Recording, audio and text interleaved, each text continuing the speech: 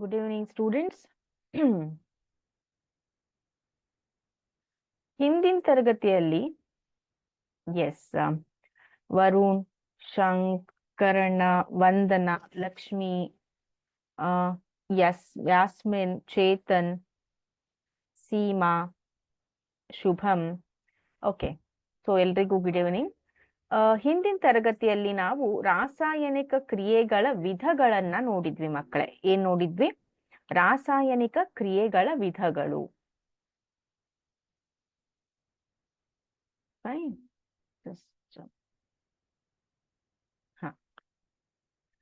ರಾಸಾಯನಿಕ ಕ್ರಿಯೆಗಳ ವಿಧಗಳನ್ನ ನೋಡಿದ್ವಿ. ಯಾವ್ಯಾವು ರಾಸಾಯನಿಕ ಕ್ರಿಯಾ ವಿಧಗಳು? ಯಾರಾದ್ರೂ ಹೇಳ್ತೀರಾ? ಒಂದನೇ ಕ್ರಿಯೆ ಯಾವುದು? Okay, Bhanushri, good evening. ಒಂದನೇ ಕ್ರಿಯೆ ಯಾವುದು? ಓಕೆ, ರಾಸಾಯನಿಕ ಕ್ರಿಯೆಯ ವಿಧಗಳು. ಒಂದನೇ ಕ್ರಿಯೆ ಯಾವುದು? ಯಾವಾಗ ಎರಡು ಪ್ರತಿವರ್ತಕಗಳು, ಎರಡು ಅಥವಾ ಎರಡಕ್ಕಿಂತ ಹೆಚ್ಚು ಪ್ರತಿವರ್ತಕಗಳು ಒಂದೇ ಉತ್ಪನ್ನವನ್ನ ಕೊಡುತ್ತದೋ ಅಂಥ ಕ್ರಿಯೆಗಳಿಗೆ ನಾವೇನಂತ ಕರಿತೇವೆ ಮಕ್ಕಳೇ? ಎಸ್, ಯಾರು ಮೊದ್ಲಿಗೆ ಆನ್ಸರ್ ಮಾಡ್ತೀರಾ? ಬೇಗ.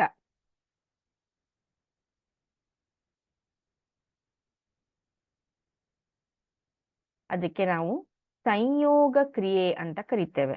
ವೆರಿ ಗುಡ್, ವರ್ಷ ಆನ್ಸರ್ಡ್ ಇಟ್. ಸಂಯೋಗ ಕ್ರಿಯೆ ಅಂತ ಕರಿತೇವೆ. Mahesh also answered it.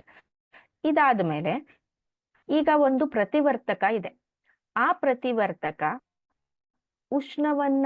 ಉಷ್ಣದ ಸಹಾಯದಿಂದನೋ, ವಿದ್ಯುತ್ ಶಕ್ತಿಯ ಸಹಾಯದಿಂದನೋ, ಬೆಳಕಿನ ಸಹಾಯದಿಂದನೋ ಆ ಒಂದು ಪ್ರತಿವರ್ತಕ ಇದ್ದಿದ್ದು ಎರಡಕ್ಕಿಂತ ಹೆಚ್ಚು ಉತ್ಪನ್ನಗಳನ್ನ ಕೊಡುತ್ತೆ.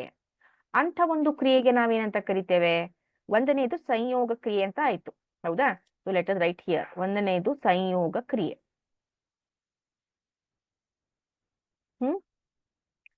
ಇನ್ನೊಂದು, ಸೊ ಈ ಕ್ರಿಯೆಯಲ್ಲಿ ಎರಡಕ್ಕಿಂತ ಹೆಚ್ಚು ಪ್ರತಿವರ್ತಕಗಳು ಒಂದೇ ಉತ್ಪನ್ನವನ್ನ ಕೊಡ್ತವೆ. ಎರಡನೇದು, ಸೊ ಅಲ್ಲೇನಾಗಿದೆ, ಒಂದು ಪ್ರತಿವರ್ತಕ ಉಷ್ಣ ಶಕ್ತಿಯನ್ನು, ಬೆಳಕಿನ ಶಕ್ತಿಯನ್ನು, ವಿದ್ಯುತ್ ಶಕ್ತಿಯ ಮೂಲಕ ಎರಡು ಅಥವಾ ಎರಡಕ್ಕಿಂತ ಹೆಚ್ಚು ಉತ್ಪನ್ನಗಳನ್ನ ಕೊಡುತ್ತೆ. Very good, Nagaraju answered it. So ಅದಕ್ಕೆ ನಾವು ವಿಭಜನೆ ಕ್ರಿಯೆ ಅಂತ ಕರಿತೇವೆ. ಏನಂತ ಕರಿತೇವೆ? ವಿಭಜನೆ ಕ್ರಿಯೆ. ಇನ್ನು ರಾಸಾಯನಿಕ ಕ್ರಿಯೆ ನಡೀತಿರತ್ತೆ. ಆ ರಾಸಾಯನಿಕ ಕ್ರಿಯೆ ನಡೆದಾಗ ಒಂದು ಅಣು ಅಥವಾ ಒಂದು ಧಾತುವಿನ ಅಣು ಇನ್ನೊಂದು ಧಾತುವಿನ ಅಣುವನ್ನ ಏನ್ ಮಾಡತ್ತೆ? ಅದರ ಸ್ಥಾನವನ್ನ ಡಿಸ್ಟರ್ಬ್ ಮಾಡತ್ತೆ, ಅದರ ಸ್ಥಾನವನ್ನ ಪಲ್ಲಟಗೊಳಿಸತ್ತೆ. ಅಂತ ಒಂದು ಕ್ರಿಯೆಗೆ ನಾವೇನಂತ ಕರಿತೇವೆ? Very good, Rajeev we answered it. ಸ್ಥಾನ ಪಲ್ಲಟ ಕ್ರಿಯೆ ಅಂತ ಕರಿತೇವೆ. ಏನಂತ ಕರಿತೇವೆ? ಸ್ಥಾನ ಪಲ್ಲಟ ಕ್ರಿಯೆ. ಹೌದಾ? ಈ ಸ್ಥಾನ ಪಲ್ಲಟ ಕ್ರಿಯೆ ಆದ್ಮೇಲೆ ಓಕೆ, ಇನ್ನೊಂದಿಷ್ಟು ರಾಸಾಯನಿಕ ಕ್ರಿಯೆಗಳನ್ನ ನಾವು ಗಮನಿಸಿದರೆ ಅಲ್ಲಿ ಅಯಾನುಗಳ ವಿನಿಮಯ ನಡೆಯುತ್ತೆ. ಅಯಾನುಗಳ ವಿನಿಮಯ ಅಂದ್ರೆ ಏನು? ಋಣಾತ್ಮಕ ಅಯಾನ್, ಧನಾತ್ಮಕ ಅಯಾನ್, ಈ ರೀತಿ ಎಕ್ಸ್ಚೇಂಜ್ ಆಫ್ ಅಯಾನ್ಸ್ ನಡೆಯುತ್ತೆ 2 ಸಲ. ಅಂಥ ಕ್ರಿಯೆಗಳಿಗೆ ನಾವೇನಂತ ಕರಿತೇವೆ? Yes, who is going to answer this? ಯಾರು ಆನ್ಸರ್ ಮಾಡ್ತೀರಾ? ವೆರಿ ಗುಡ್, ಜೈ ಹನುಮಾನ್ ಅಂತ ಏನಂದ್ರೆ ಸರಿಯಾದ ಉತ್ತರವನ್ನ ಹೇಳಿದ್ರು. ದ್ವಿಸ್ಥಾನ ಪಲ್ಲಟ ಕ್ರಿಯೆ ಅಂತ ಕರಿತೇವೆ. ದ್ವಿಸ್ಥಾನ ಪಲ್ಲಟ ಕ್ರಿಯೆ. ಇವು 4 ಇಂಪಾರ್ಟೆಂಟ್ ಆಗಿರುವಂತಹ ರಾಸಾಯನಿಕ ಕ್ರಿಯೆಗಳು. ತದನಂತರ ಈಗ ಸೀಮೆ ಸುಣ್ಣ ಅಥವಾ ಸುಟ್ಟ ಸುಣ್ಣವನ್ನ ತೆಗೆದುಕೊಳ್ತೇನೆ, ಹೌದಾ? ಸೊ ಈ ಸುಟ್ಟ ಸುಣ್ಣವನ್ನ ನಾನೇನ್ ಮಾಡ್ತೇನೆ? ನೀರಿನಲ್ಲಿ ಹಾಕ್ತೇನೆ. ನೀರಿನಲ್ಲಿ ಹಾಕಿದಾಗ ನನಗೇನ್ ಸಿಗತ್ತೆ? ಸುಟ್ಟ ಸುಣ್ಣ ಮತ್ತೆ ನೀರಿನಲ್ಲಿ ಹಾಕಿದಾಗ ಕ್ಯಾಲ್ಸಿಯಂ ಹೈಡ್ರಾಕ್ಸೈಡ್ ಮತ್ತೆ ಈ ಒಂದು ಕ್ರಿಯೆಯಲ್ಲಿ ಉಷ್ಣ ಬಿಡುಗಡೆ ಆಗತ್ತೆ. ಗಮನಿಸಿ, ಈ ಒಂದು ಕ್ರಿಯೆಯಲ್ಲಿ ಉಷ್ಣ ಬಿಡುಗಡೆ ಆಗತ್ತೆ. ನೆನಪಿಸ್ಕೊಳ್ಳಿ, ಯಾವ ಕ್ರಿಯೆಗಳಲ್ಲಿ ಉಷ್ಣ ಬಿಡುಗಡೆ ಆಗತ್ತೋ ಅಂತ ಒಂದು ಕ್ರಿಯೆಗಳಿಗೆ ನಾವೇನಂತ ಕರಿತೇವೆ? ಬಿಡುಗಡೆ ಅಂದ್ರೆ ಹೊರಗಡೆ ಹೋಗತ್ತೆ, ಉಷ್ಣ ಹೊರಗಡೆ ಹೋಗತ್ತೆ ಅಂತ ಒಂದು ಕ್ರಿಯೆಗೆ ಏನಂತ ಕರಿತೇವೆ ನಾವು? ನೋರಂಜಿತ, ಉತ್ಕರ್ಷಣ ಅಪಕರ್ಷಣ ಏನು? ಅಲ್ಲಿ ಆಮ್ಲಜನಕವನ್ನ ತೆಗೆದುಕೊಂಡ್ರೆ ಅದು ಉತ್ಕರ್ಷಣ, ಆಮ್ಲಜನಕವನ್ನ ಕಳ್ಕೊಂಡ್ರೆ ಅದು ಅಪಕರ್ಷಣ. ನಾನಿಲ್ಲಿ ಕೇಳ್ತಾ ಇರೋದು ಉಷ್ಣದ ಒಂದು ಮಾಹಿತಿ.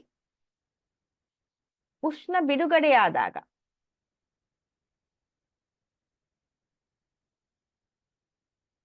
ಓಕೆ, ಸೊ ಅಂತ ಕ್ರಿಯೆಗಳಿಗೆ ನಾವು ಬಹಿರುಷ್ಣಕ ಕ್ರಿಯೆ ಅಂತ ಕರಿತೇವೆ.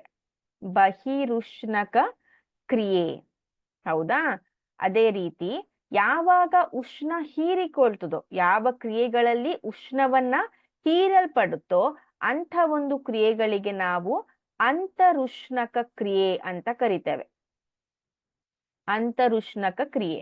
ಸೊ ಇದಕ್ಕೆ ಇಂಗ್ಲಿಷ್ ಅಲ್ಲಿ ಎಂಡೋಥರ್ಮಿಕ್ ರಿಯಾಕ್ಷನ್, ಎಂಡೋಥರ್ಮಿಕ್ ರಿಯಾಕ್ಷನ್ ಅಂತ ಕರಿತೇವೆ. ಬಹಿರುಷ್ಣಕ ಕ್ರಿಯೆಗೆ ಎಕ್ಸೋಥರ್ಮಿಕ್ ರಿಯಾಕ್ಷನ್ ಅಂತ ಕರಿತೇವೆ ಮಕ್ಕಳೇ, ಹೌದಾ? ಸೊ ಈಗ ಕೆಲವೊಂದಿಷ್ಟು ಉದಾಹರಣೆಯನ್ನ ನಿಮಗೆ ತೋರಿಸ್ತೇನೆ. ಆಲ್ರೆಡಿ ನಾನು ಇದನ್ನ ಹೇಳಿದ್ದೇನೆ, ಆದ್ರೆ ನೀವು ಅಪಕರ್ಷಣ ಮತ್ತೆ ಉತ್ಕರ್ಷಣದ ಜೊತೆಗೆ ಕನ್ಫ್ಯೂಸ್ ಮಾಡ್ಕೋತಿದ್ದೀರಾ. Just a minute.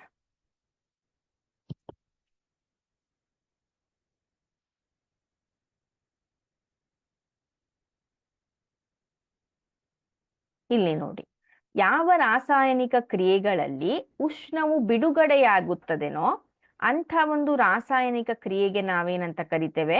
ಬಹಿರುಷ್ಣಕ ಕ್ರಿಯೆ ಅಂತ ಕರಿತೇವೆ. ಸೊ ನೀವು ಈ ಒಂದು ರಾಸಾಯನಿಕ ಕ್ರಿಯೆಯನ್ನ ನೋಡಿದಾಗ ಇಲ್ಲಿ ನೋಡಿ, ಸುಟ್ಟ ಸುಣ್ಣ ಅಂದ್ರೆ ಕ್ಯಾಲ್ಸಿಯಂ ಆಕ್ಸೈಡು ನೀರಿನ ಜೊತೆ ಬೆರೆತಾಗ ಅರಳಿದ ಸುಣ್ಣ ಅಂದ್ರೆ ಕ್ಯಾಲ್ಸಿಯಂ ಹೈಡ್ರಾಕ್ಸೈಡ್ ಮತ್ತು ಉಷ್ಣವನ್ನ ಏನ್ ಮಾಡತ್ತೆ? ಬಿಡುಗಡೆ ಮಾಡತ್ತೆ. ಇಂಥ ಒಂದು ಕ್ರಿಯೆಗಳಿಗೆ ನಾವು ಬಹಿರುಷ್ಣಕ ಅಥವಾ ಎಕ್ಸೋಥರ್ಮಿಕ್ ರಿಯಾಕ್ಷನ್ ಅಂತ ಕರಿತೇವೆ, ಹೌದಾ? ಅದೇ ರೀತಿಯಾಗಿ ನಾನು ನಿಮಗೆ ಹೇಳ್ದೆ, ಯಾವಾಗ ರಾಸಾಯನಿಕ ಕ್ರಿಯೆಗಳಲ್ಲಿ ಉಷ್ಣದ ಹೀರುವಿಕೆ ಆಗತ್ತೋ, ಇಲ್ಲಿ ನೋಡಿ, ಇಲ್ಲಿ ಫೆರ್ರಸ್ ಸಲ್ಫೇಟ್ ಅಥವಾ ಕಬ್ಬಿಣದ ಸಲ್ಫೇಟ್ ಇದೆ. ಇದು ಉಷ್ಣವನ್ನ ಪಡೆದುಕೊಂಡು ಫೆರ್ರಿಕ್ ಆಕ್ಸೈಡ್, ಸಲ್ಫರ್ ಡೈಆಕ್ಸೈಡ್ ಮತ್ತು ಸಲ್ಫರ್ ಟ್ರೈಆಕ್ಸೈಡ್ ಆಗಿ ಉತ್ಪನ್ನಗಳನ್ನ ಉತ್ಪತ್ತಿ ಮಾಡತ್ತೆ. ಸೊ ಇಲ್ಲಿ ಉಷ್ಣ ಏನಾಗಿದೆ? ಆ ಒಂದು ರಾಸಾಯನಿಕ ಕ್ರಿಯೆಯಿಂದ ಹೀರಲ್ಪಟ್ಟಿದೆ. ಇಂಥ ಒಂದು ಕ್ರಿಯೆಗೆ ನಾವೇನಂತ ಕರಿತೇವೆ? ಅಂತರುಷ್ಣಕ ಕ್ರಿಯೆ ಅಂತ ಕರಿತೇವೆ. ಕನ್ಫ್ಯೂಸ್ ಆಗ್ಬೇಡಿ, ಈ ಒಂದು ರಾಸಾಯನಿಕ ಕ್ರಿಯೆ ಇದು ವಿಭಜನೆ ಕ್ರಿಯೆಗೂ ಕೂಡ ಒಂದು ಉದಾಹರಣೆ.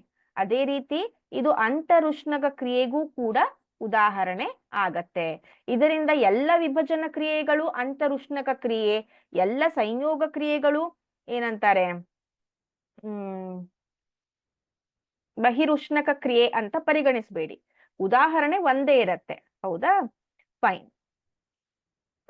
ನೆಕ್ಸ್ಟ್ ನಾವು ಕಲ್ತಿದ್ದು, ಅವಾಗ್ಲೇ ತುಂಬಾ ಜನ ಆನ್ಸರ್ ಮಾಡಿದ್ರಿ, ಯಾವುದದು?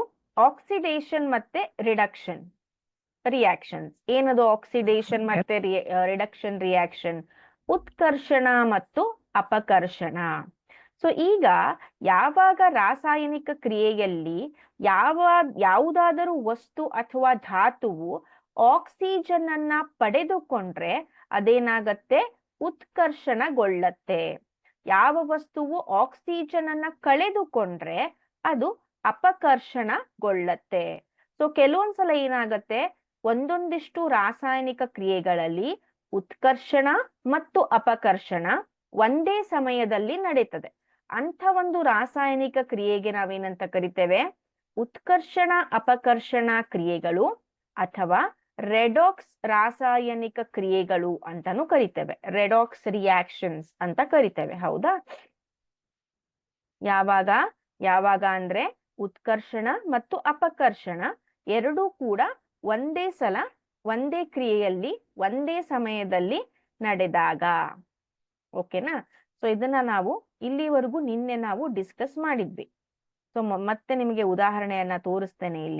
ಇಲ್ಲಿ ನೋಡಿ, ಕಾಪರ್ ಆಕ್ಸೈಡ್ ಅಂದ್ರೆ ತಾಮ್ರದ ಆಕ್ಸೈಡ್ ಇದೆ. ಇದು ಹೈಡ್ರೋಜನ್ ಜೊತೆ ವರ್ತಿಸಿದಾಗ ಉಷ್ಣವನ್ನ ಹೀರಿಕೊಳ್ಳುವುದರ ಮೂಲಕ ಹೈಡ್ರೋಜನ್ ಜೊತೆ ವರ್ತಿಸಿದಾಗ ನಮಗೇನ್ ಸಿಗತ್ತೆ? ತಾಮ್ರ ಮತ್ತು ನೀರು ಸಿಗತ್ತೆ. ಸೊ ಇವು ಪ್ರತಿವರ್ತಕಗಳು, ಇವು ಉತ್ಪನ್ನಗಳು. ಇಲ್ಲಿ ನೀವು ಗಮನಿಸಿದಾಗ ತಾಮ್ರವನ್ನ ಗಮನಿಸಿ, ಮೊದಲಿಗೆ ತಾಮ್ರದ ಹತ್ತಿರ ಏನಿತ್ತು? ಆಮ್ಲಜನಕ ಇತ್ತು. ರಾಸಾಯನಿಕ ಕ್ರಿಯೆ ಆದ ನಂತರ ಇಲ್ಲಿ ಆಮ್ಲಜನಕ ಇಲ್ಲ. ಸೊ ಇಲ್ಲಿ ಏನಾಗಿದೆ? ತಾಮ್ರ ಅಪಕರ್ಷಣಗೊಂಡಿದೆ. ತಾಮ್ರ ಏನ್ಗೊಂಡಿದೆ? ಅಪಕರ್ಷಣಗೊಂಡಿದೆ. ಹೌದಾ? ಅದೇ ರೀತಿಯಾಗಿ ಇಲ್ಲಿ ಹೈಡ್ರೋಜನ್ ನೋಡಿ, ಮೊದಲಿಗೆ ಇಲ್ಲಿ ಅದರ ಜೊತೆ ಆಕ್ಸಿಜನ್ ಅಥವಾ ಆಮ್ಲಜನಕ ಇರಲಿಲ್ಲ. ರಾಸಾಯನಿಕ ಕ್ರಿಯೆ ಆದ ನಂತರ ಅದರ ಹತ್ರ ಏನ್ ಬಂತು? ಆಮ್ಲಜನಕ ಬಂತು. ಸೊ ಇಲ್ಲಿ ಏನಾಗಿದೆ? ಆಮ್ಲಜನಕ ಆಡ್ ಆಗಿದೆ. ಹೌದಾ? ಆಮ್ಲಜನಕ ಆಡ್ ಆಗಿದೆ. ಸೊ ಇದು ಏನಾಗ್ತಾ ಇದೆ? ಹೈಡ್ರೋಜನ್ ಉತ್ಕರ್ಷಣಗೊಳ್ತಾ ಇದೆ. ಹೌದಾ?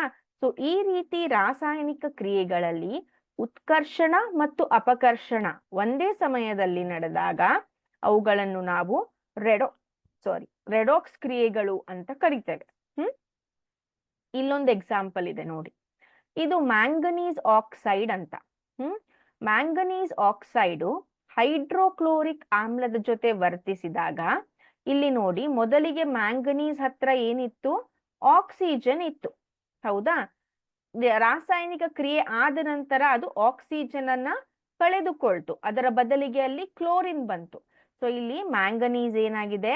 ಅಪಕರ್ಷಣಗೊಂಡಿದೆ. ಹೌದಾ?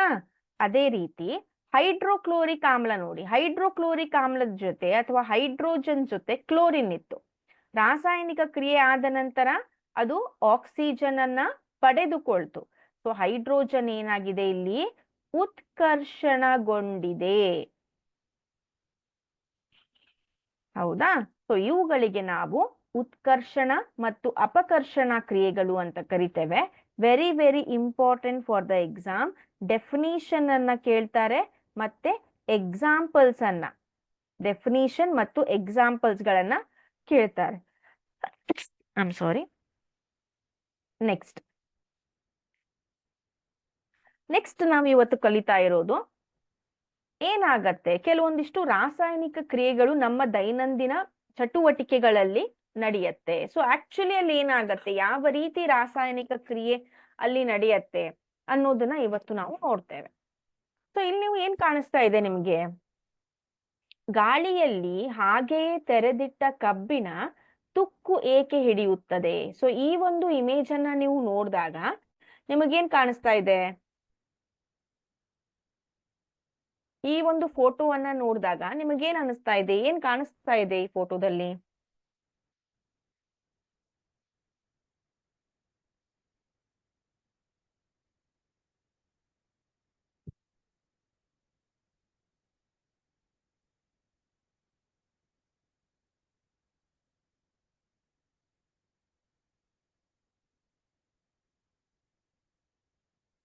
ಏನ್ ಕಾಣಿಸ್ತಾ ಇದೆ ಈ ಫೋಟೋದಲ್ಲಿ?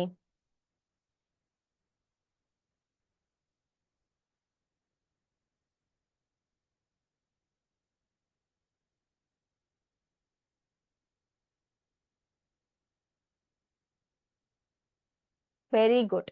ಕಬ್ಬಿಣ ತುಕ್ಕು ಹಿಡಿಯುವ ಚಿತ್ರ. Very good. ವೀರ ಕನ್ನಡಿಗ ಅಂತ ಹೆಸರಿದೆ ಇಲ್ಲಿ.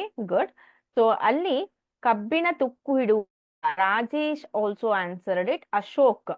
Okay, very good. ಸೊ ಇಲ್ಲಿ ತುಕ್ಕು ಹಿಡಿಯುವ ಚಿತ್ರ ಕಾಣಿಸ್ತಾ ಇದೆ. ಸೊ ಯಾವಾಗ ಕಬ್ಬಿಣವನ್ನ ಗಾಳಿಯಲ್ಲಿ ಹಾಗೇ ತೆರೆದಿಟ್ಟಾಗ ನಮ್ಮ ಪರಿಸರದಲ್ಲಿರುವ ಮಾಯಿಶ್ಚರ್ ಅಂತ ಏನ್ ಹೇಳ್ತೇವೆ, ತೇವಾಂಶ, ಮತ್ತು ಗಾಳಿಯ ಜೊತೆ ಆ ಕಬ್ಬಿಣ ಏನದು ಪ್ರತಿವರ್ತಿಸಿ, ಹೌದಾ, ವರ್ತಿಸಿ ಏನಾಗತ್ತೆ? ಇಲ್ಲಿ ತುಕ್ಕು ಹಿಡಿಯತ್ತೆ. ಸೊ ಇದು ಕೂಡ ಏನಾಗಿದೆ? ಒಂದು ರಾಸಾಯನಿಕ ಕ್ರಿಯೆ ಆಗಿದೆ. ಸೊ ಇಲ್ಲಿ ನೋಡಿ, ಲೋಹವು ತನ್ನ ಸುತ್ತಲಿನ ವಸ್ತುಗಳಾದ ತೇವಾಂಶ, ಆಮ್ಲಗಳು ಇತ್ಯಾದಿಗಳಿಂದ ಆಕ್ರಮಿಸಲ್ಪಟ್ಟಾಗ ಅದು ತನ್ನ ಒಂದು ಗುಣಲಕ್ಷಣಗಳನ್ನ ಕಳೆದುಕೊಳ್ಳತ್ತೆ. ಅಂದ್ರೆ ನಶಿಸುವಿಕೆಗೆ ಒಳಗಾಗತ್ತೆ. ಈ ಒಂದು ಪ್ರಕ್ರಿಯೆಗೆ ನಾವೇನ್ ಕರಿತೇವೆ? ನಶಿಸುವಿಕೆ. ಇಂಗ್ಲಿಷ್ ಅಲ್ಲಿ ರಸ್ಟಿಂಗ್ ಅಂತ ಕರಿತೇವೆ.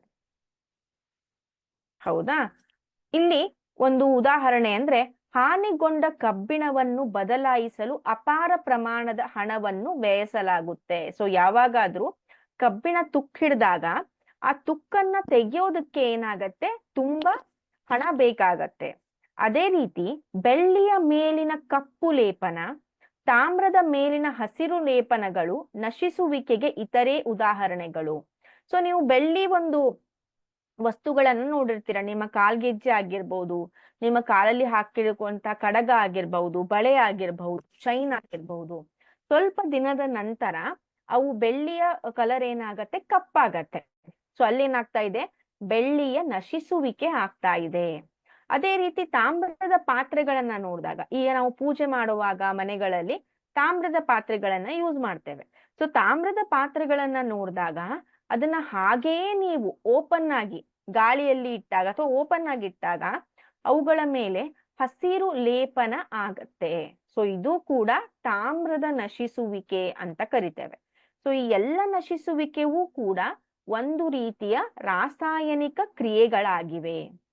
ಸೊ ಅಲ್ಲೇನಾಗತ್ತೆ, ಸೊ ಇಲ್ಲಿ ನಶಿಸುವಿಕೆಯು ಕಾರಿನ ಕವಚ, ಸೇತುವೆಗಳು, ಕಬ್ಬಿಣದ ಹಳಿಗಳು, ಹಡಗುಗಳು ಮತ್ತು ಲೋಹಗಳಿಂದ ಮಾಡಲ್ಪಟ್ಟ ಎಲ್ಲ ವಸ್ತುಗಳು, ವಿಶೇಷವಾಗಿ ಕಬ್ಬಿಣದ ವಸ್ತುಗಳಿಗೆ ಹಾನಿಯನ್ನು ಉಂಟು ಮಾಡುತ್ತೆ. ಸೊ ನಶಿಸುವಿಕೆಯಿಂದ ಏನಾಗತ್ತೆ, ಸೊ ನೀವು ಮೇಜರ್ ಆಗಿ ಎಲ್ಲ ಒಂದು ದೊಡ್ಡ ದೊಡ್ಡ ವಾಹನಗಳನ್ನ ಪರಿಗಣಿಸಿದಾಗ, ನಮ್ಮ ರೈಲ್ವೆ ಹಳಿಗಳಾಗಿರ್ಬಹುದು, ದೊಡ್ಡ ದೊಡ್ಡ ಸೇತುವೆಗಳಾಗಿರ್ಬಹುದು, ಅದೇ ರೀತಿ ಹಡಗುಗಳಾಗಿರ್ಬಹುದು, ಇವುಗಳ ಎಲ್ಲ ಯಂತ್ರಗಳು ಅಥವಾ ಮಷೀನ್ಸ್ಗಳು ಕಬ್ಬಿಣದಿಂದ ಮಾಡಲ್ಪಟ್ಟಿರುತ್ತೆ. ಸೊ ಆ ಕಬ್ಬಿಣದಿಂದ ಮಾಡಲ್ಪಟ್ಟಾಗ ಆ ಕಬ್ಬಿಣವು ತುಕ್ಕು ಹಿಡಿದಾಗ, ನಶಿಸುವಿಕೆಗೆ ಒಳಗಾದಾಗ ಅಲ್ಲಿ ಅಪಾರ ಹಾನಿ ಉಂಟಾಗತ್ತೆ. ಓಕೆ, ಇದೊಂದು ಗಂಭೀರ ಸಮಸ್ಯೆಯಾಗಿದ್ದು ಪ್ರತಿ ವರ್ಷವೂ ಹಾನಿಗೊಂಡ ಕಬ್ಬಿಣವನ್ನು ಬದಲಾಯಿಸಲು ಅಪಾರ ಪ್ರಮಾಣದ ಹಣವನ್ನು ವ್ಯಯಿಸಲಾಗುತ್ತದೆ. ನಂತರ ಇದಾಯ್ತಾ? ಇದಾದ್ಮೇಲೆ ಸೊ ಇದು ನಶಿಸುವಿಕೆಯ ಒಂದು ಕಾನ್ಸೆಪ್ಟ್ ಆಗಿದೆ. ಹೌದಾ? ಸೊ ಇದಾದ್ಮೇಲೆ ಮುಂದಿನ ಕಾನ್ಸೆಪ್ಟ್ ಏನಿದೆ, ದೀರ್ಘಕಾಲ ಹಾಗೆ ಬಿಟ್ಟ ಕೊಬ್ಬು ಎಣ್ಣೆಗಳು ಕಮಟು ವಾಸನೆ ಏಕೆ ಉಂಟು ಮಾಡುತ್ತದೆ? ಸೊ ನೀವು ಗಮನಿಸಿರಬಹುದು, ಈಗ ಕೊಬ್ಬರಿ ಎಣ್ಣೆ ಹಚ್ಕೋತಾ ಇರ್ತೀವಿ ಮನೆಯಲ್ಲಿ. ಹೌದಾ? ಕೊಬ್ಬರಿ ಎಣ್ಣೆಯನ್ನ ಹಚ್ಕೋತಾ ಇರ್ತೀವಿ ಮನೆಯಲ್ಲಿ. ಕೊಬ್ಬರಿ ಎಣ್ಣೆಯನ್ನ ಹಚ್ಚಿದಾಗ ಕೊಬ್ಬರಿ ಎಣ್ಣೆಯನ್ನ ಹಾಗೆ ನೀವು ಓಪನ್ ಆಗಿ ಇಡಿ. ಸ್ವಲ್ಪ ದಿನದ ನಂತರ ಕೊಬ್ಬರಿ ಎಣ್ಣೆಯ ವಾಸನೆ ಚೇಂಜ್ ಆಗಿರತ್ತೆ. ಅದೇ ರೀತಿ ನೀವು ಕೊಬ್ಬರಿಯನ್ನ ಈ ರೀತಿ ಚಿತ್ರದಲ್ಲಿ ಹೇಗೆ ತೋರಿಸ್ತಾ ಇದ್ದಾರೋ ಆ ರೀತಿ ಕೊಬ್ಬರಿಯನ್ನ ಹಾಗೆ ನೀವು ಓಪನ್ ಆಗಿ ಇಟ್ಟಾಗ ಅದು ಕೂಡ ಏನಾಗತ್ತೆ, ತನ್ನ ಗುಣಲಕ್ಷಣವನ್ನ ಕಳೆದುಕೊಳ್ಳತ್ತೆ, ಕಮಟಾಗತ್ತೆ, ವಾಸನೆ ಬರುತ್ತೆ. ಹೌದಾ? ಸೊ ಅದಕ್ಕೆ ನಾವೇನಂತ ಕರಿತೇವೆ, ಕಮಟುವಿಕೆ ಅಂತ ಕರಿತೇವೆ. ಸೊ ಈ ಕಮಟುವಿಕೆ ಎಲ್ಲಾಗತ್ತೆ, ಕೊಬ್ಬು ಮತ್ತು ಎಣ್ಣೆಗಳಲ್ಲಿ ಈ ಕಮಟುವಿಕೆಯನ್ನ ಕಾಣ್ತೇವೆ. ಸೊ ಏನಾಗತ್ತೆ, ಏನು ಇದು ಕಮಟುವಿಕೆ ಅಂದ್ರೆ, ಯಾಕೆ ಅದನ್ನ ನಾವು ರಾಸಾಯನಿಕ ಕ್ರಿಯೆಯಲ್ಲಿ ಕಲಿತಾ ಇದ್ದೇವೆ ಅಂತ ನೋಡಿದಾಗ, ಸೊ ಇಲ್ಲಿ ಕೊಬ್ಬು ಮತ್ತು ಎಣ್ಣೆ ಪದಾರ್ಥಗಳು ಉತ್ಕರ್ಷಣಗೊಂಡಾಗ, ಏನದು ಉತ್ಕರ್ಷಣ? ಯಾರು ಹೇಳ್ತೀರಾ? ಉತ್ಕರ್ಷಣಗೊಂಡಾಗ ಅಂದ್ರೆ ಏನು? ಇಲ್ಲಿ ಆಮ್ಲಜನಕವನ್ನ ಪಡೆದುಕೊಳ್ತದ, ಆಮ್ಲಜನಕವನ್ನ ಕಳೆದುಕೊಳ್ತದ?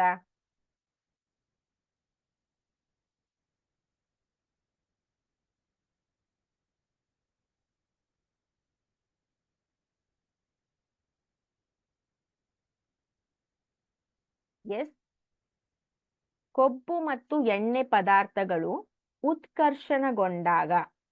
ಏನದು ಉತ್ಕರ್ಷಣ ಅಂದ್ರೆ?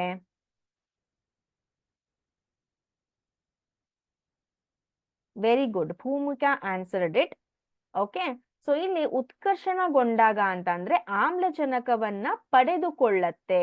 Vinay KB answered it, Jai Hanuman answered it, Manasa answered correctly, Savitri, Papanna, next Siddha, okay, Veera Kannadiga, ಆಮೇಲೆ ಶೋಭಾ, ವೆರಿ ಗುಡ್. ಸೊ ಇಲ್ಲಿ ಕೊಬ್ಬು ಮತ್ತು ಎಣ್ಣೆ ಪದಾರ್ಥಗಳು ಉತ್ಕರ್ಷಣಗೊಂಡಾಗ ಅಂದ್ರೆ ಪರಿಸರದಲ್ಲಿರುವ ಆಮ್ಲಜನಕವನ್ನ ಪಡೆದುಕೊಂಡಾಗ ಅವು ಕಮಟುವಿಕೆಗೆ ಒಳಗಾಗ್ತವೆ.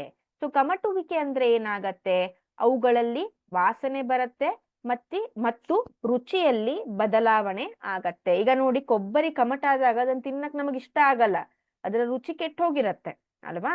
ಸಾಮಾನ್ಯವಾಗಿ ಕೊಬ್ಬು ಅಥವಾ ಎಣ್ಣೆಯನ್ನು ಹೊಂದಿರುವ ಆಹಾರ ಪದಾರ್ಥಗಳಿಗೆ ಉತ್ಕರ್ಷಣೆಯನ್ನು ತಡೆಗಟ್ಟುವ ವಸ್ತುಗಳನ್ನು ಪ್ರತಿ ಉತ್ಕರ್ಷಗಳು ಅಂತ ಸೇರಿಸಲಾಗತ್ತೆ. ಫಾರ್ ಎಕ್ಸಾಂಪಲ್, ಈಗ ನಾವು ಚಿಪ್ಸ್ ಗಳನ್ನ ತಿಂತೀರಿ ನೀವು, ಈ ಒಂದು ಲೇಸ್ ಆಗಿರ್ಬಹುದು, ಬಿಂಗೋ ಆಗಿರ್ಬಹುದು, ಯಾವುದೇ ಆದ್ರೂ ಪ್ಯಾಕೆಟ್ ಚಿಪ್ಸ್ ಅನ್ನ ತಿಂದಿರ್ತೀರಿ. ಸೊ ಅದನ್ನ ತಿನ್ನುವಾಗ ನಿಮ್ಗೆ ಏನಾಗತ್ತೆ, ಅದರಲ್ಲಿ ಚಿಪ್ಸ್ ಗಳಿರತ್ತೆ, ಅದರ ಜೊತೆ ಚಿಪ್ಸ್ ಗಿಂತ ಜಾಸ್ತಿ ಅದರಲ್ಲಿ ಗಾಳಿಯೇ ತುಂಬಿರುತ್ತೆ. ಗಾಳಿಯೇ ತುಂಬಿರುತ್ತೆ ಅಂದ್ರೆ ಅದರಲ್ಲಿ ಏನ್ ಹಾಕಿರ್ತಾರೆ, ಅದರಲ್ಲಿ ಪ್ರತಿ ಉತ್ಕರ್ಷಕಗಳು ಹಾಕಿರ್ತಾರೆ. ಸೊ ಯೂಶ್ವಲಿ ಅಲ್ಲಿ ನೈಟ್ರೋಜನ್ ಅನ್ನ ಬಳಸ್ತಾರೆ. ಪ್ರತಿ ಉತ್ಕರ್ಷಕಗಳಿಗೆ ಉದಾಹರಣೆ ಆ ನೈಟ್ರೋಜನ್. ಸೊ ಆ ನೈಟ್ರೋಜನ್ ಅನ್ನ ಹಾಕಿದಾಗ ಏನಾಗತ್ತೆ, ಉತ್ಕರ್ಷಣೆ ಆಗೋದಿಲ್ಲ. ಹೌದಾ. ಸೊ ಇಲ್ಲಿ ಪ್ರತಿ ಉತ್ಕರ್ಷಗಳು ಅಂತ ಅಂದ್ರೆ ಇಂಗ್ಲಿಷ್ ಅಲ್ಲಿ ಆಂಟಿ ಆಕ್ಸಿಡೆಂಟ್ಸ್ ಅಂತ. ಸೊ ನೈಟ್ರೋಜನ್ ಗ್ಯಾಸ್ ಕೂಡ, ನೈಟ್ರೋಜನ್ ಅನಿಲವು ಕೂಡ ಒಂದು ಆಂಟಿ ಆಕ್ಸಿಡೆಂಟ್ ನ ಉದಾಹರಣೆ ಆಗಿದೆ. ಸೊ ಇದೇನ್ ಮಾಡತ್ತೆ, ಇದು ಆ ಒಂದು ಎಣ್ಣೆಯ ಪದಾರ್ಥಗಳು ಉತ್ಕರ್ಷಣೆಗೊಳ್ಳೋದಕ್ಕೆ ಬಿಡೋದಿಲ್ಲ. ಹೌದಾ. ಸೊ ಅದಕ್ಕೆ ನಾವೇನ್ ಮಾಡ್ತೇವೆ, ಪ್ರತಿ ಉತ್ಕರ್ಷಕಗಳನ್ನ ಉಪಯೋಗಿಸ್ತೇವೆ. ಇನ್ನು ಆಹಾರ ಪದಾರ್ಥಗಳು ಗಾಳಿ ಪ್ರವೇಶಿಸಿದ ಸಂಗ್ರಾಹಕಗಳಲ್ಲಿ ಶೇಖರಿಸುವುದು ಉತ್ಕರ್ಷಣವನ್ನು ನಿಧಾನಗೊಳಿಸಲು ಸಹಾಯ ಮಾಡುತ್ತೆ. ಸೊ ಯಾವಾಗ ನೀವು ಕರಿದಿರುವಂತಹ ಅಥವಾ ಎಣ್ಣೆ ಅಥವಾ ಕೊಬ್ಬಿನಿಂದ ಮಾಡಲ್ಪಟ್ಟಿರುವಂತಹ ಆಹಾರ ಪದಾರ್ಥಗಳನ್ನ ಎಲ್ಲಿ ಗಾಳಿ ಸೇರೋದಿಲ್ಲ ಅಂದ್ರೆ ತುಂಬಾ ಟೈಟ್ ಆಗಿರೋ ಡಬ್ಬಿಯಲ್ಲಿ ಅಥವಾ ಕವರ್ ಅಲ್ಲಿ ಸುತ್ತಿಡ್ತಿರೋ, ಸೊ ಆವಾಗ ಆ ಆಹಾರ ಪದಾರ್ಥಗಳು ಏನಾಗ್ತದೆ, ಓಕೆ, ಆವಾಗ ಆ ಆಹಾರ ಪದಾರ್ಥಗಳು ಏನಾಗತ್ತೆ, ಕಮಟುವಿಕೆಯಿಂದ ನಿಯಂತ್ರಣನ ಪಡೆಯತ್ತೆ. ಇನ್ನು ಚಿಪ್ಸ್ ತಯಾರಕರು ಚಿಪ್ಸ್ ಉತ್ಕರ್ಷಣಗೊಳ್ಳುವುದನ್ನು ತಡೆಗಟ್ಟಲು ಚಿಪ್ಸ್ ನ ಪೊಟ್ಟಣದಲ್ಲಿ ನೈಟ್ರೋಜನ್ ನಂತಹ ಅನಿಲವನ್ನ ಹಾಯಿಸ್ತಾರೆ. ಸೊ ಇಲ್ಲಿ ನೈಟ್ರೋಜನ್ ಏನಾಗತ್ತೆ, ಪ್ರತಿ ಉತ್ಕರ್ಷಕ. ಅವಾಗ್ಲ ನಾನು ಹೇಳ್ದಾಗೆ ಇದು ಪ್ರತಿ ಉತ್ಕರ್ಷಕ ಆಗಿ ಅಂದ್ರೆ ಆಂಟಿ ಆಕ್ಸಿಡೆಂಟ್, ಉತ್ಕರ್ಷಣೆ ಆಗದೇ ಇರೋ ಹಾಗೆ ಇದು ಏನ್ ಮಾಡತ್ತೆ, ಕೆಲಸ ಮಾಡತ್ತೆ. ಸೊ ಇದು ನಮ್ಮ ಕಮಟುವಿಕೆಗೆ ಒಂದು ಉದಾಹರಣೆ.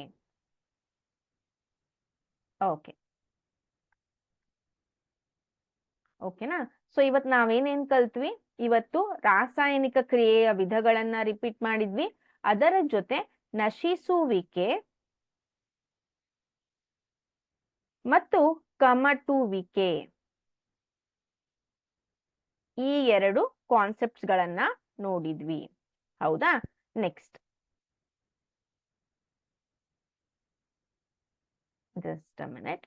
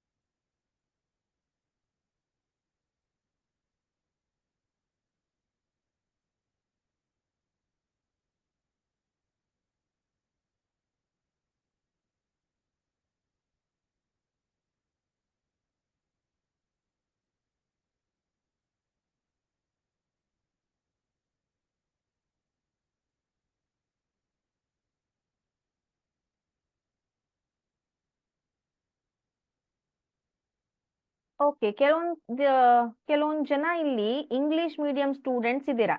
ಸೊ ನೋಡಿ, ನಿಮಗೆ ವಾಟ್ಸ್ಆಪ್ ಗ್ರೂಪ್ ಅಲ್ಲಿ ಲಿಂಕ್ ಅನ್ನ ಕಳ್ಸಿರ್ತಾರೆ. ಹೌದಾ. ಸೊ ಇವತ್ತು ವಾಟ್ಸ್ಆಪ್ ಗ್ರೂಪ್ ಅಲ್ಲಿ ಇಂಗ್ಲಿಷ್ ಮೀಡಿಯಂ ಲಿಂಕ್ ಅಲ್ಲಿ ಮ್ಯಾಥ್ಸ್ ಸಬ್ಜೆಕ್ಟ್ ಇದೆ, ಕನ್ನಡ ಮೀಡಿಯಂ ಲಿಂಕ್ ಅಲ್ಲಿ ಸೈನ್ಸ್ ಸಬ್ಜೆಕ್ಟ್ ಇದೆ.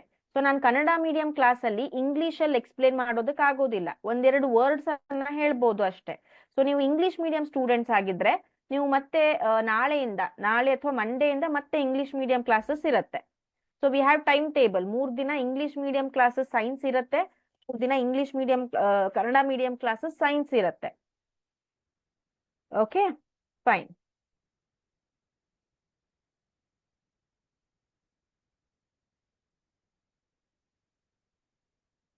ಸಹನ, ಉತ್ಕರ್ಷಣೆ ಆಗೋದಿಲ್ಲ ಅಂದ್ರೆ ಏನು? ಪ್ರತಿ ಉತ್ಕರ್ಷಣೆ ಅಲ್ಲ, ಅದು ಸರಿಯಾಗಿ ತಿಳ್ಕೊಳ್ಳಿ. ಪ್ರತಿ ಉತ್ಕರ್ಷಕ ಅಂತ. ಪ್ರತಿ ಉತ್ಕರ್ಷಕ ಅಂದ್ರೆ ಏನು? ಉತ್ಕರ್ಷಣೆ ಆಗೋದಕ್ ಬಿಡೋದಿಲ್ಲ. ಈಗ ಏನ್ ಕೇಳ್ತೀರಾ, ಉತ್ಕರ್ಷಣೆ ಅಂದ್ರೆ ಏನು ಮೇಡಮ್ ಅಂತ ಕೇಳ್ತೀರಾ. ಉತ್ಕರ್ಷಣೆ ಅಂತ ಅಂದ್ರೆ ಏನು? ಯಾವ ರಾಸಾಯನಿಕ ಕ್ರಿಯೆಯಲ್ಲಿ ಆಕ್ಸಿಜನ್ ಅನ್ನ ಪಡೆದುಕೊಳ್ಳುತ್ತದೆನೋ ಅಂತ ಒಂದು ರಾಸಾಯನಿಕ ಕ್ರಿಯೆಗೆ ನಾವು ಉತ್ಕರ್ಷಣೆ ಅಂತ ಕರಿತೇವೆ. ಸೊ ಯಾವುದೇ ಆದಂತಹ ಎಣ್ಣೆ ಪದಾರ್ಥ ಅಥವಾ ಎಣ್ಣೆ ಅಥವಾ ಕೊಬ್ಬಿನಂಶವನ್ನ ಹೊಂದಿರುವ ಪದಾರ್ಥ ಆಕ್ಸಿಜನ್ ಅನ್ನ ಪಡೆದುಕೊಳ್ಳುತ್ತದೆನೋ ಅದರಲ್ಲಿ ಕಮಟುವಿಕೆ ಸ್ಟಾರ್ಟ್ ಆಗತ್ತೆ. ಕಮಟುವಿಕೆ ಅಂದ್ರೆ ಅದರ ವಾಸನೆ ಮತ್ತು ರುಚಿ ಕಳ್ಕೊಳ್ಳುತ್ತೆ. ಹೌದಾ? ಸೊ ಅದಕ್ಕೆ ನಾವು ಪ್ರತಿ ಉತ್ಕರ್ಷಕಗಳನ್ನ ಬಳಸ್ತೇವೆ. ಪ್ರತಿ ಉತ್ಕರ್ಷಕಗಳು ಅಂದ್ರೆ ಏನು? ಅಂದ್ರೆ ಅದು ಉತ್ಕರ್ಷಣೆಗೊಳ್ಳೋದನ್ನ ತಡೆ ಹಿಡಿಯತ್ತೆ. ಅಲ್ಲಿ ಆಮ್ಲಜನಕ ಬಂದು ಅದರ ಜೊತೆ ವರ್ತಿಸುವುದನ್ನ ತಡೆ ಹಿಡಿಯತ್ತೆ. ಹೌದಾ? ಫೈನ್. ಸೊ ಯಾವಾಗ್ಲೂ ಮೊದಲಿನಿಂದನೂ ವಿಡಿಯೋಸ್ ಅನ್ನ ಅಥವಾ ಕ್ಲಾಸಸ್ ಅನ್ನ ಅಟೆಂಡ್ ಆದ್ರೆ ಈ ರೀತಿ ಕನ್ಫ್ಯೂಷನ್ ಇರೋದಿಲ್ಲ. ಎಲ್ರಿಗೂ ಕೂಡ ಹೇಳ್ತಿದ್ದೇನೆ, ಕ್ಲಾಸ್ ನಡೆಯುವಾಗ ನೋಟ್ಸ್ ಗಳನ್ನ ಮಾಡ್ಕೊಳ್ಳಿ. ಕೆಲವೊಂದಿಷ್ಟು ಜನ ಕಾಟ್ ಮೇಲೆ ಕೂತ್ಕೊಂಡು ಕ್ಲಾಸ್ ಕೇಳ್ತೀರಾ, ಕೆಲವೊಂದ್ ಜನ ಮಲ್ಕೊಂಡ್ ಕ್ಲಾಸ್ ಕೇಳ್ತೀರಾ, ಕೆಲವೊಂದಿಷ್ಟು ಜನ ಎಲ್ಲೋ ಕೂತ್ಕೊಂಡು ಕ್ಲಾಸ್ ಕೇಳ್ತೀರಾ. ಈ ರೀತಿ ಕ್ಲಾಸ್ ಕೇಳಿದ್ರೆ ಯೂಸ್ ಆಗೋದಿಲ್ಲ. ಸುಮ್ನೆ 1 ಅವರ್ ನಿಮ್ದು ವೇಸ್ಟ್, ನಂದು ವೇಸ್ಟ್ ಆಗತ್ತೆ. ಹೌದಾ? ಸೊ ನೀಟಾಗಿ ಶಾಲೆಯಲ್ಲಿ ಹೇಗ್ ಕಲಿತೀರೋ ಹಾಗೆ ನೀವು ಇದನ್ನ ಉಪಯೋಗಿಸ್ಕೊಂಡ್ರೆ ಅಂದ್ರೆ ಮಾತ್ರ ವೆಕೇಶನ್ ಕ್ಲಾಸಸ್ ಉಪಯೋಗ ಆಗತ್ತೆ. Fine. Okay. So English medium students ಹೇಳಿದ್ದೀನಿ already, you can join maths class. Okay fine. So ಒಂದು ರಾಸಾಯನಿಕ ಕ್ರಿಯೆ. ಸೊ ಇಲ್ಲಿಗೆ ನಮ್ಮ ಈ ಪಾಠ ಮುಗೀತು ಮಕ್ಕಳೇ. ರಾಸಾಯನಿಕ ಕ್ರಿಯೆಗಳು ಮತ್ತು ಸಮೀಕರಣಗಳು ಈ ಪಾಠ ಮುಗಿದಿದೆ. ಇವತ್ತು ನಾವೇನ್ ಮಾಡ್ತಿದ್ದೇವೆ, ಅದರಲ್ಲಿನ ಇಂಪಾರ್ಟೆಂಟ್ ಕ್ವಶನ್ಸ್, ಇವತ್ತು ಬಹು ಆಯ್ಕೆ ಕ್ವಶನ್ಸ್ ಅನ್ನ, ಬಹು ಆಯ್ಕೆ ಪ್ರಶ್ನೆಗಳನ್ನ ನೋಡ್ತಾ ಇದ್ದೇವೆ. ಓಕೆನಾ? Just a minute.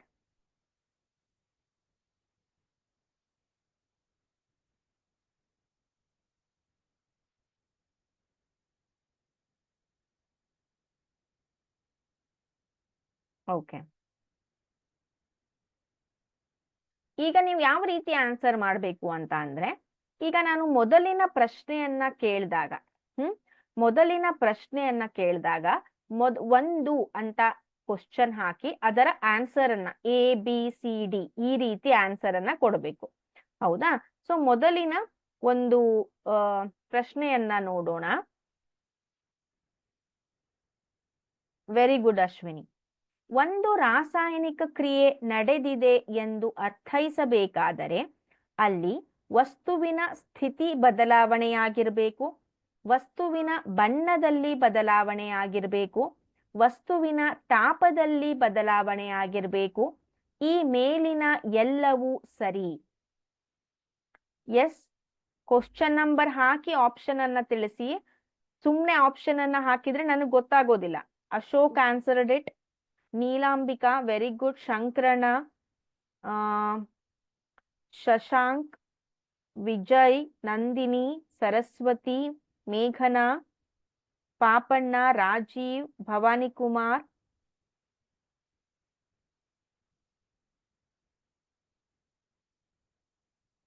Shobha, Sinchana, Savitri, very good. Rajesh. So ಎಲ್ರೂ ಕೂಡ ಕರೆಕ್ಟ್ ಆಗಿ ಆನ್ಸರ್ ಮಾಡಿದ್ದೀರಾ.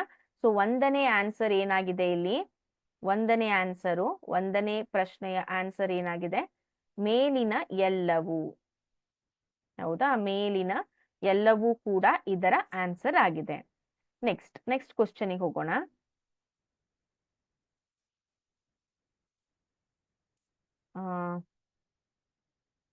ಓಕೆ.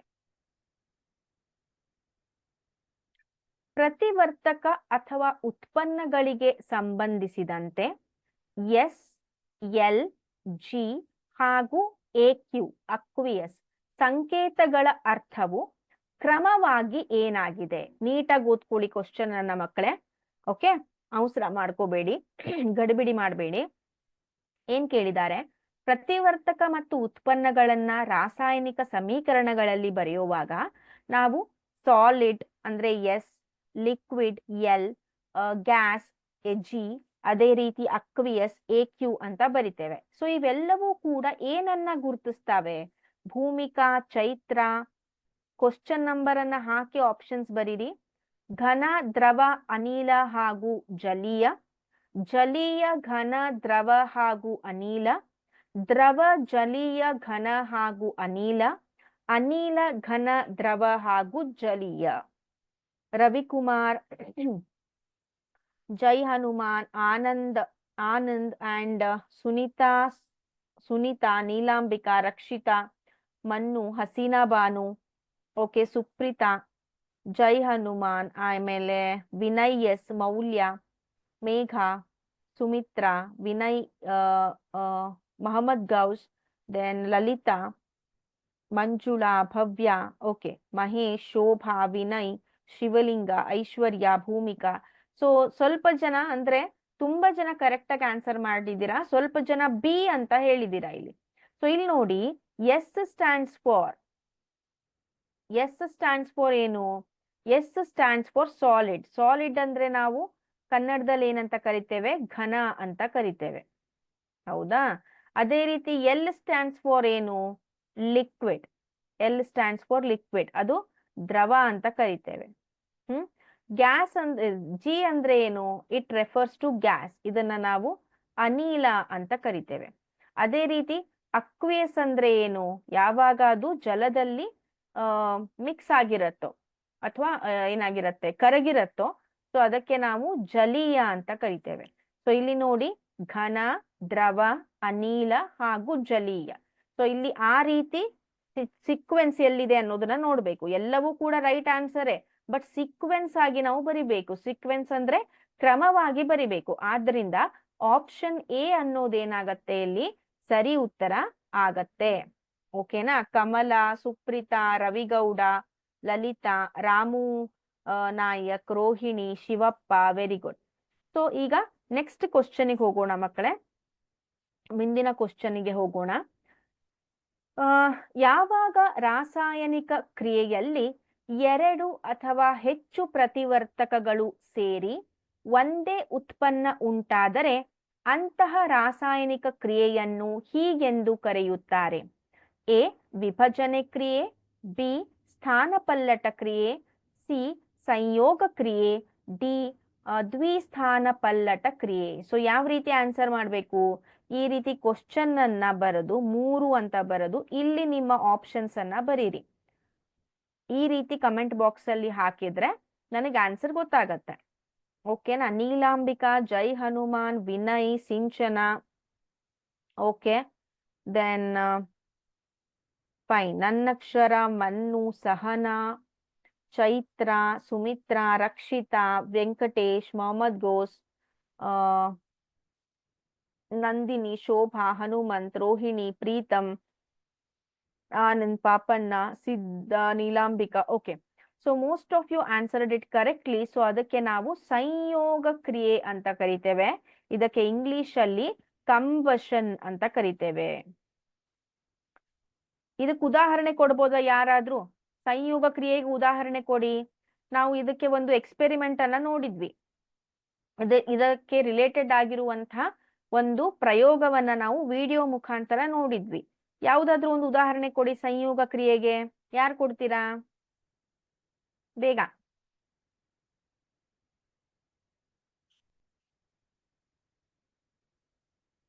ಸಂಯೋಗ ಕ್ರಿಯೆಗೆ ಉದಾಹರಣೆ ಅಲ್ಲೇ ಇದೆ ಆನ್ಸರ್ ನೋಡಿ. 2 ಅಥವಾ 2ಕ್ಕಿಂತ ಹೆಚ್ಚು ಪ್ರತಿವರ್ತಕಗಳು ಒಂದೇ ಉತ್ಪನ್ನವನ್ನ ಕೊಡತ್ತೆ.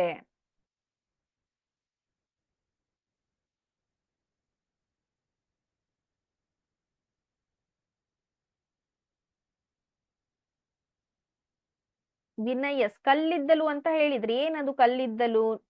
ಕರೆಕ್ಟ್ ಆಗಿದೆ ಆನ್ಸರ್. ಕಲ್ಲಿದ್ದಲು ಜೊತೆ ಏನು ವರ್ತಿಸಿದಾಗ ಅದು ಸಂಯೋಗ ಕ್ರಿಯೆ ಆಗತ್ತೆ? ಓಕೆ, ನನ್ನಕ್ಷರ ಅಂತ ಹೆಸರಿದೆ ಇಲ್ಲಿ. ಸೊ ಅಲ್ಲಿ ಓಕೆ, ವೆರಿ ಗುಡ್. ಸೊ ಇಲ್ಲಿ ರಾಸ ನಿಮ್ಮ ಆನ್ಸರ್ ಕರೆಕ್ಟ್ ಆಗಿದೆ, ಬಟ್ ರಾಸಾಯನಿಕ ಸಮೀಕರಣ ತಪ್ಪಾಗಿದೆ. ಸೊ ಅವ್ರೇನ್ ಹೇಳ್ತಿದ್ದಾರೆ, ಮ್ಯಾಗ್ನೀಷಿಯಮ್ಮು ಆಮ್ಲಜನಕದ ಜೊತೆ ವರ್ತಿಸಿದಾಗ ಮ್ಯಾಗ್ನೀಷಿಯಂ ಆಕ್ಸೈಡ್ ಆಗತ್ತೆ. ಅದೇ ರೀತಿ ವಿನಯ್ ಎಸ್ ಕೂಡ ಟ್ರೈ ಮಾಡಿದ್ರು ಆನ್ಸರ್ ಮಾಡಕ್ಕೆ. ಕಲ್ಲಿದ್ದಲು ಅಂದ್ರೆ ಅದು ಕಾರ್ಬನ್ ಆಗಿರತ್ತೆ, ಅದು ಆಮ್ಲಜನಕದ ಜೊತೆ ವರ್ತಿಸಿದಾಗ ಅಲ್ಲಿ ಕಾರ್ಬನ್ ಡೈಆಕ್ಸೈಡ್, ಇಂಗಾಲದ ಡೈಆಕ್ಸೈಡ್ ಫಾರ್ಮೇಶನ್ ಆಗತ್ತೆ. Bhoomika also tried it. So ಅದು ರಾಸಾಯನಿಕ ಸಮೀಕರಣ ಸ್ವಲ್ಪ ತಪ್ಪಾಗಿದೆ ನಿಮ್ದು. ಹೈಡ್ರೋಜನ್ ಆಕ್ಸಿಜನ್ ಜೊತೆ ವರ್ತಿಸಿದಾಗ ನೀರು ತಯಾರಾಗತ್ತೆ. ಸೊ ಇವೆಲ್ಲವೂ ಕೂಡ ಏನಾಗಿವೆ, ಸಂಯೋಗ ಕ್ರಿಯೆಗಳಲ್ಲಿ, ಸಂಯೋಗ ಕ್ರಿಯೆಗಳ ಉದಾಹರಣೆ. Very good, I really appreciate your efforts. Fine, ಈ ರೀತಿ ಟ್ರೈ ಮಾಡಿ, ಓಕೆನಾ. ನೆಕ್ಸ್ಟ್ 4ನೇ ಪ್ರಶ್ನೆ ಹೀಗಿದೆ ಮಕ್ಕಳೇ, ಒಂದು ಪ್ರತಿವರ್ತಕದಿಂದ 2 ಅಥವಾ 2ಕ್ಕಿಂತ ಹೆಚ್ಚು ಉತ್ಪನ್ನಗಳು ಉತ್ಪತ್ತಿಯಾದರೆ ಅಂತಹ ರಾಸಾಯನಿಕ ಕ್ರಿಯೆಯನ್ನ ಏನಂತ ಕರಿತೀವಿ? ಸಂಯೋಗ ಕ್ರಿಯೆ, ದ್ವಿಸ್ಥಾನಪಲ್ಲಟ ಕ್ರಿಯೆ, ಸ್ಥಾನಪಲ್ಲಟ ಕ್ರಿಯೆ, ವಿಭಜನೆ ಕ್ರಿಯೆ. Okay Papanna, okay, that is also right answer. Carbon monoxide ನೀರಿನ ಜೊತೆ ವರ್ತಿಸಿದಾಗ right answer. Okay Ravi, okay, that is also example of ಸಂಯೋಗ ಕ್ರಿಯೆ, ಕರೆಕ್ಟ್. ಜಗನ್ನಾಥ್, ಕಲ್ಲಿದ್ದಲಿನ ದಹನ ಕ್ರಿಯೆಯು ಸಂಯೋಗ ಕ್ರಿಯೆಗೆ ಉದಾಹರಣೆ. Okay, 4th question. Sinchana, Suvarna, Maulya, Duggesh and Bhavya, Jai Hanuman, Hanumantha, Rakshitha, Nishant, Sandhya, Preetham, Nannakshara, Shobha, Aishwarya, Mannu, Sumitra, Shankar, Annapurna, Chaitra, Chandan, Varalakshmi. So most of you answered it correctly. Veerakannadiga, Sinchana, Mahesh, ಮೇಘ.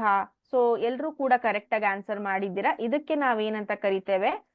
ವಿಭಜನೆ ಕ್ರಿಯೆ ಅಂತ ಕರಿತೇವೆ. ಏನಂತ ಕರಿತೇವೆ ಇದಕ್ಕೆ? ವಿಭಜನೆ ಕ್ರಿಯೆ. ಸೊ ಇಲ್ಲಿ ಒಂದು ಪ್ರತಿವರ್ತಕ 2 ಅಥವಾ 2ಕ್ಕಿಂತ ಹೆಚ್ಚು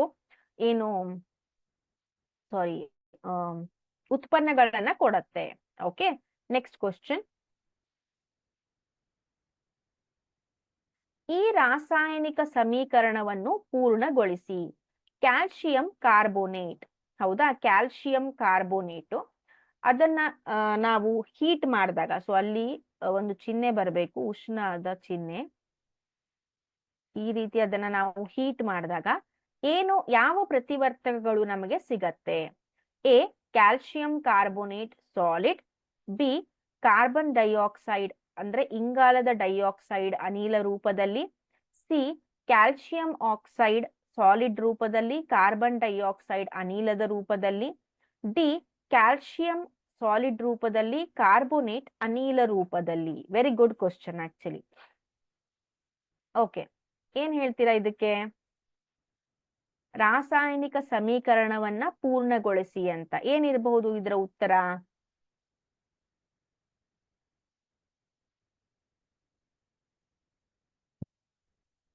ಹೇಳಿ, 5th ಒನ್.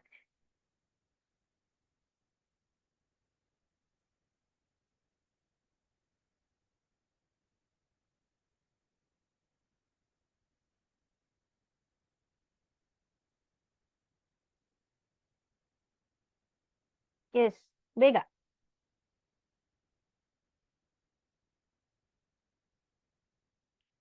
ಓಕೆ ಸಹನಾ, ಈ ರಾಸಾಯನಿಕ ಸಮೀಕರಣವನ್ನ ಪೂರ್ಣಗೊಳಿಸಿ ಅಂತ ಕೇಳಿದ್ದಾರೆ. ಸೊ ಇಲ್ಲಿ ಕ್ಯಾಲ್ಸಿಯಂ ಕಾರ್ಬೋನೇಟ್ ಅನ್ನ ನಾವು ಹೀಟ್ ಮಾಡಿದಾಗ ಯಾವ ಉತ್ಪನ್ನಗಳು ನಮಗೆ ಸಿಗ್ತವೆ?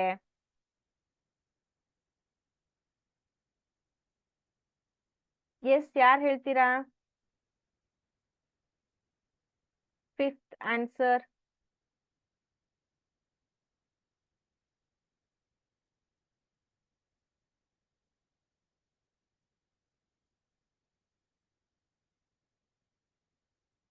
ಟ್ರೈ ಮಾಡಿ.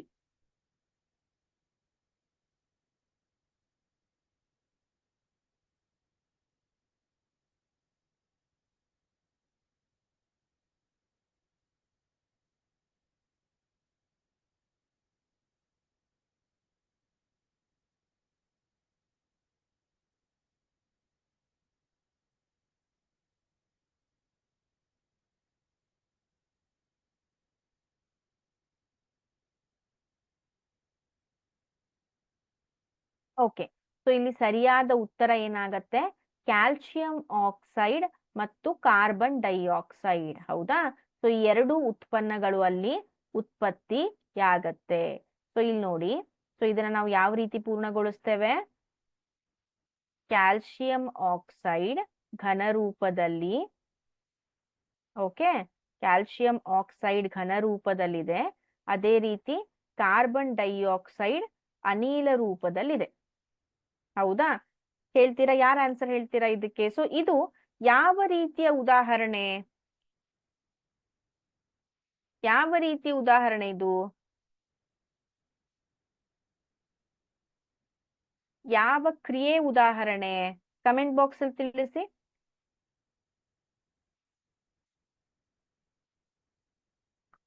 ಎಸ್,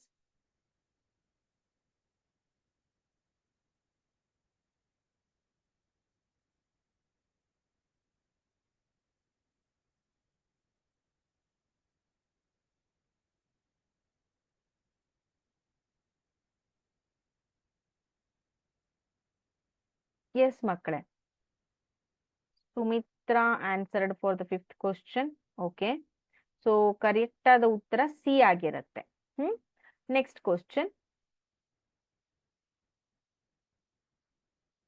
ಮುಂದಿನ ಪ್ರಶ್ನೆಗೆ ಹೋಗೋಣ. ಸೊ ಇಲ್ಲಿ ನೋಡಿ, ಓಕೆ, ಸೊ ಯಾವ ರಾಸಾಯನಿಕ ಕ್ರಿಯೆಯಲ್ಲಿ ಉಷ್ಣವು ಹೀರಲ್ಪಡುತ್ತದೆಯೋ ಅಂತಹ ರಾಸಾಯನಿಕ ಕ್ರಿಯೆಯನ್ನ ಹೀಗೆಂದು ಕರೆಯುವರು. ಇವತ್ ನಾನು ಅದನ್ನ ರಿಪೀಟ್ ಮಾಡಿದೆ. ಸೊ ಯಾವ ಒಂದು ರಾಸಾಯನಿಕ ಕ್ರಿಯೆಯಲ್ಲಿ ಉಷ್ಣ ಹೀರಲ್ಪಡುತ್ತದೆ, ಉಷ್ಣ ಅಲ್ಲೇನಾಗತ್ತೆ? ಹೀರುವಿಕೆ ಉಂಟಾಗತ್ತೆ ಉಷ್ಣದ್ದು. ಹೌದಾ? ಸೊ ಈ ರೀತಿ ಹೀರುವಿಕೆ ಉಂಟಾದಾಗ ಅಂಥ ಒಂದು ರಾಸಾಯನಿಕ ಕ್ರಿಯೆಗೆ ನಾವೇನಂತ ಕರಿತೇವೆ? ಬಹಿರುಷ್ಣಕ ಕ್ರಿಯೆ, ಅಂತರುಷ್ಣಕ ಕ್ರಿಯೆ. ಮೇಲಿನ ಎಲ್ಲವೂ ಸರಿ, ಮೇಲಿನ ಎಲ್ಲವೂ ತಪ್ಪು. ಎಸ್, ಏನಿರ್ಬೋದು ಇದರ answer?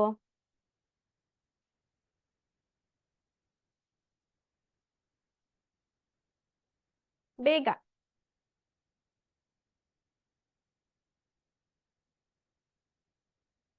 Just a minute.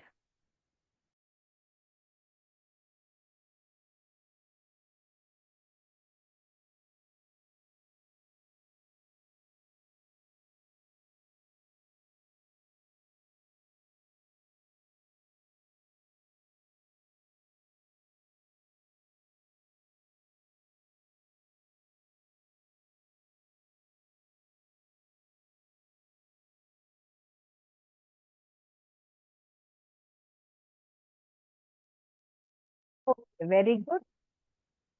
Megha, Suvarna, Lavanya, Janu, Vinay, Kalavathi, Mahesh, Bhavya, Ashwini, Jagannath, Rohini, Gautam, Shivalinga. Okay, yes Ravi, ಈ ಒಂದು ಪ್ರಶ್ನೆಗಳನ್ನ ನಾನು ಗ್ರೂಪ್ ಅಲ್ಲಿ ಕಳಿಸ್ತೇನೆ. ಸೊ ತುಂಬಾ ಜನ ಇದನ್ನ ಆನ್ಸರ್ ಮಾಡ್ತಾ ಇದ್ದೀರಾ. ಕರೆಕ್ಟ್ ಆಗಿ ನೋಡ್ಕೊಳ್ಳಿ, ಯಾವ ರಾಸಾಯನಿಕ ಕ್ರಿಯೆಯಲ್ಲಿ ಉಷ್ಣವು ಹೀರಲ್ಪಡುತ್ತದೆನೋ. ಸೊ ಆಬ್ವಿಯಸ್ಲಿ ಅಂಥ ಒಂದು ಕ್ರಿಯೆಗೆ ನಾವೇನಂತ ಕರಿತೇವೆ? ಅಂತರುಷ್ಣಕ ಕ್ರಿಯೆ ಅಂತ ಕರಿತೇವೆ. That is a right answer. So ಇದಕ್ಕೆ ಎಂಡೋಥರ್ಮಿಕ್ ರಿಯಾಕ್ಷನ್, ಇಂಗ್ಲಿಷ್ ಅಲ್ಲಿ ನಾವೇನಂತ ಕರಿತೇವೆ? Endothermic reaction. Yes Radha, very good. Lalitha, Varalakshmi, Reshma, Aksha, Sumitra, fine. Let us proceed to the next question. ಮುಂದಿನ ಪ್ರಶ್ನೆಗೆ ಹೋಗೋಣ. ಯಾವ ರಾಸಾಯನಿಕ ಕ್ರಿಯೆಯಲ್ಲಿ, 7ನೇ ಪ್ರಶ್ನೆ ಈ ರೀತಿ ಇದೆ ಮಕ್ಕಳೇ, ಯಾವ ರಾಸಾಯನಿಕ ಕ್ರಿಯೆಯಲ್ಲಿ ಉಷ್ಣವು ವಾತಾವರಣಕ್ಕೆ ಬಿಡುಗಡೆಯಾದರೆ ಅಂತಹ ಒಂದು ರಾಸಾಯನಿಕ ಕ್ರಿಯೆಯನ್ನ ಹೀಗೆನ್ನುವರು? ಹೌದಾ? ಏನಂತ ಕರಿತೀರಿ ಅದಕ್ಕೆ? ಎ ಬಹಿರುಷ್ಣಕ ಕ್ರಿಯೆ, ಬಿ ಅಂತರುಷ್ಣಕ ಕ್ರಿಯೆ, ಸಿ ಮೇಲಿನ ಎಲ್ಲವೂ ಸರಿ, ಡಿ ಮೇಲಿನ ಎಲ್ಲವೂ ತಪ್ಪು. ಯಾವ ರಾಸಾಯನಿಕ ಕ್ರಿಯೆಯಲ್ಲಿ ಉಷ್ಣವು ವಾತಾವರಣಕ್ಕೆ ಬಿಡುಗಡೆಯಾದರೆ? Very good. ಯಾರು ಆನ್ಸರ್ ಮಾಡಿದ್ರು ಮೊದಲಿಗೆ? Let us check. Okay, Jai Hanuman, Bhoomika, Mannu, Shivalinga, Preetham, Neelambika, Annapurna, Manjula, Nandini, Suvarna, then Lakshmana, Rajesh, Vinay, Geetha, Monish, Preetham, Aishwarya, Suma, Vasant. Very good. So most of you answered it correctly. So ಅದಕ್ಕೆ ನಾವೇನಂತ ಕರಿತೇವೆ, ಬಹಿರುಷ್ಣಕ. ಬಿಡುಗಡೆ ಆಗ್ತಿದೆ, ಬಹಿರುಷ್ಣಕ. ಇದಕ್ಕೆ ಇಂಗ್ಲಿಷ್ ಅಲ್ಲಿ ನಾವು ಎಕ್ಸೋಥರ್ಮಿಕ್ ರಿಯಾಕ್ಷನ್ ಅಂತ ಕರಿತೇವೆ. ಹೌದಾ? ಸೊ ರೀಸೆಂಟ್ ಆಗಿ ನಾವು ಎಕ್ಸಾಂಪಲ್ ಅನ್ನ ನೋಡಿದ್ವಿ. ಕ್ಯಾಲ್ಸಿಯಂ ಕಾರ್ಬೋನೇಟ್ ಏನಿದೆ, ಉಷ್ಣವನ್ನ ಅಬ್ಸಾರ್ಬ್ ಮಾಡ್ಕೊಂಡು ಏನ್ ಮಾಡ್ತಾ ಇದೆ, ಕ್ಯಾಲ್ಸಿಯಂ ಆಕ್ಸೈಡ್ ಮತ್ತು ಇಂಗಾಲದ ಡೈಆಕ್ಸೈಡ್ ಆಗಿ ಕೆಲಸ ಉತ್ಪನ್ನಗಳನ್ನ ಕೊಡ್ತಾ ಇದೆ. ಅದು ಅಂತರುಷ್ಣಕ. ಅಲ್ಲಿ ಉಷ್ಣವನ್ನ ಹೀರ್ಕೊಳ್ಳುತ್ತೆ ಅದು. ಅದೇ ಕ್ಯಾಲ್ಸಿಯಂ ಆಕ್ಸೈಡ್ ಅನ್ನ ನೀವು ನೀರಿನಲ್ಲಿ ಹಾಕಿದಾಗ, ಅಂದ್ರೆ ಸುಟ್ಟ ಸುಣ್ಣವನ್ನ ನೀರಿನಲ್ಲಿ ಹಾಕಿದಾಗ ಅದು ಉಷ್ಣವನ್ನ ಬಿಡುಗಡೆ ಮಾಡತ್ತೆ. ಸೊ ಅದು ಬಹಿರುಷ್ಣಕ ಕ್ರಿಯೆಗೆ ಉದಾಹರಣೆ. ಓಕೆನಾ? Next. Fine, let us proceed to the next question here. ಮುಂದಿನ ಪ್ರಶ್ನೆಗೆ ಹೋಗೋಣ. ಇಲ್ಲಿ 8ನೇ ಪ್ರಶ್ನೆ ಈ ರೀತಿ ಇದೆ. ಯಾವ ರಾಸಾಯನಿಕ ಕ್ರಿಯೆಯಲ್ಲಿ ಪ್ರತಿವರ್ತಕಗಳು ನಡುವೆ ಅಯಾನುಗಳ ವಿನಿಮಯ ನಡೆಯುತ್ತದೆಯೋ ಅಂತಹ ರಾಸಾಯನಿಕ ಕ್ರಿಯೆಯನ್ನು ಹೀಗೆನ್ನುವರು? ಎ ಸಂಯೋಗ ಕ್ರಿಯೆ, ಬಿ ದ್ವಿಸ್ಥಾನ ಪಲ್ಲಟ ಕ್ರಿಯೆ, ಸಿ ಸ್ಥಾನ ಪಲ್ಲಟ ಕ್ರಿಯೆ, ಡಿ ವಿಭಜನೆ ಕ್ರಿಯೆ. 8ನೇ ಕ್ವಶನ್ ನ ಆನ್ಸರ್ ಏನು? Archana. Okay, fine. Then Bhoomika answered it. Okay, good. ಬೇಗ. ರೇಖಾ, ಪ್ರೀತಮ್, ಮನ್ನು, ವರಲಕ್ಷ್ಮಿ, ಗೇಮ, ಪುಟ್ಟಮಣಿ, ನೀಲಾಂಬಿಕಾ, ದೆನ್ ರವಿ, ಶಶಾಂಕ್, ಸುಮಿತ್ರಾ, ಮಂಜುಳಾ, ಗೀತಾ, ಶಿವಪ್ಪ, ವಿಮಲ್ ಪ್ರಕಾಶ್, ಮೇಘನಾ, ನಾಗಪ್ಪ, ಸಹನಾ, ಪ್ರಕಾಶ್, ನಂದಿನಿ. ಸೊ ಸ್ವಲ್ಪ ಜನ ಕರೆಕ್ಟ್ ಆಗಿ ಉತ್ತರ ಕೊಟ್ಟಿದ್ದೀರಾ, ಸ್ವಲ್ಪ ಜನ ಕನ್ಫ್ಯೂಸ್ ಆಗಿದ್ದೀರಾ. ಇಲ್ಲಿ ನೋಡಿ, ಯಾವಾಗ ಅವರು ಪ್ರತಿವರ್ತಕಗಳ ನಡುವೆ ಅಯಾನುಗಳ ವಿನಿಮಯ ಅಂತ ಹೇಳಿದ್ರು, ಅಂದ್ರೆ ಅಲ್ಲಿ ಅಯಾನುಗಳ ಎಕ್ಸ್ಚೇಂಜ್ ಆಗತ್ತೆ. ಧನಾತ್ಮಕ ಅಯಾನು ಬೇರೆ ಲವಣದ ಋಣಾತ್ಮಕ ಅಯಾನ್ ಜೊತೆ ಬೆರೆಯತ್ತೆ, ಋಣಾತ್ಮಕ ಅಯಾನು ಇನ್ನೊಂದು ಲವಣದ ಧನಾತ್ಮಕ ಅಯಾನ್ ಜೊತೆ ಎಕ್ಸ್ಚೇಂಜ್ ಆಗತ್ತೆ. ಹೌದಾ? ವಿನಿಮಯ ನಡೆಯತ್ತೆ. ಅಂಥ ಒಂದು ಕ್ರಿಯೆಗಳಿಗೆ ನಾವು ದ್ವಿಸ್ಥಾನ ಪಲ್ಲಟ ಕ್ರಿಯೆ ಅಂತ ಕರಿತೀವಿ. ಸ್ವಲ್ಪ ಜನ ಕನ್ಫ್ಯೂಸ್ ಆಗಿ ಸ್ಥಾನ ಪಲ್ಲಟ ಕ್ರಿಯೆ ಅಂತ ಆನ್ಸರ್ ಮಾಡಿದ್ದೀರಾ. ಆನ್ಸರ್ ಸಿ ಅಂತ ಮಾಡಿದ್ದೀರಾ ಸ್ವಲ್ಪ ಜನ. ಸೊ ಆನ್ಸರ್ ಸಿ ಏನಾಗತ್ತೆ, ಅಲ್ಲಿ ತಪ್ಪಾಗತ್ತೆ. ಯಾಕೆ ಅಂದ್ರೆ ಅಲ್ಲಿ ಹೆಚ್ಚು ಕ್ರಿಯಾಪಟು ಉಳ್ಳ ಧಾತು ಏನಾಗತ್ತೆ, ಕಡಿಮೆ ಕ್ರಿಯಾಪಟು ಅಂದ್ರೆ ಕಡಿಮೆ ಕ್ರಿಯಾಪಟು ಇರುವಂತಹ ಧಾತುವಿನ ಸ್ಥಾನವನ್ನ ಪಲ್ಲಟಗೊಳಿಸತ್ತೆ.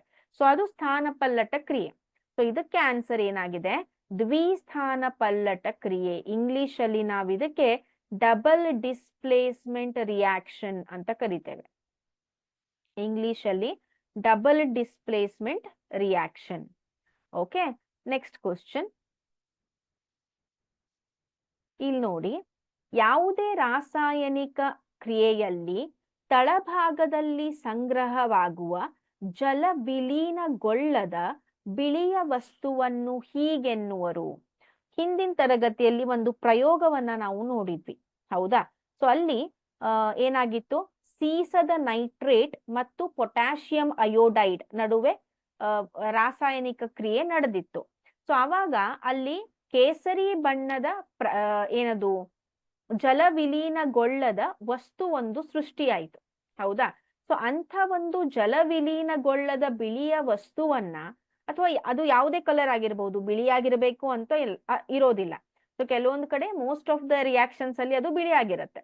ಸೊ ಅಂಥ ಒಂದು ಜಲ ವಿಲೀನಗೊಳ್ಳದ ಬಿಳಿಯ ವಸ್ತುವನ್ನ, ಜಲ ವಿಲೀನಗೊಳ್ಳದ ಅಂದ್ರೇನು, ಇಲ್ಲಿ ಜಲದಲ್ಲಿ ಕರಗಲಾರದ, ಜಲದಲ್ಲಿ ಮಿಕ್ಸ್ ಆಗಲಾರದ ಅಂತ ಅರ್ಥ.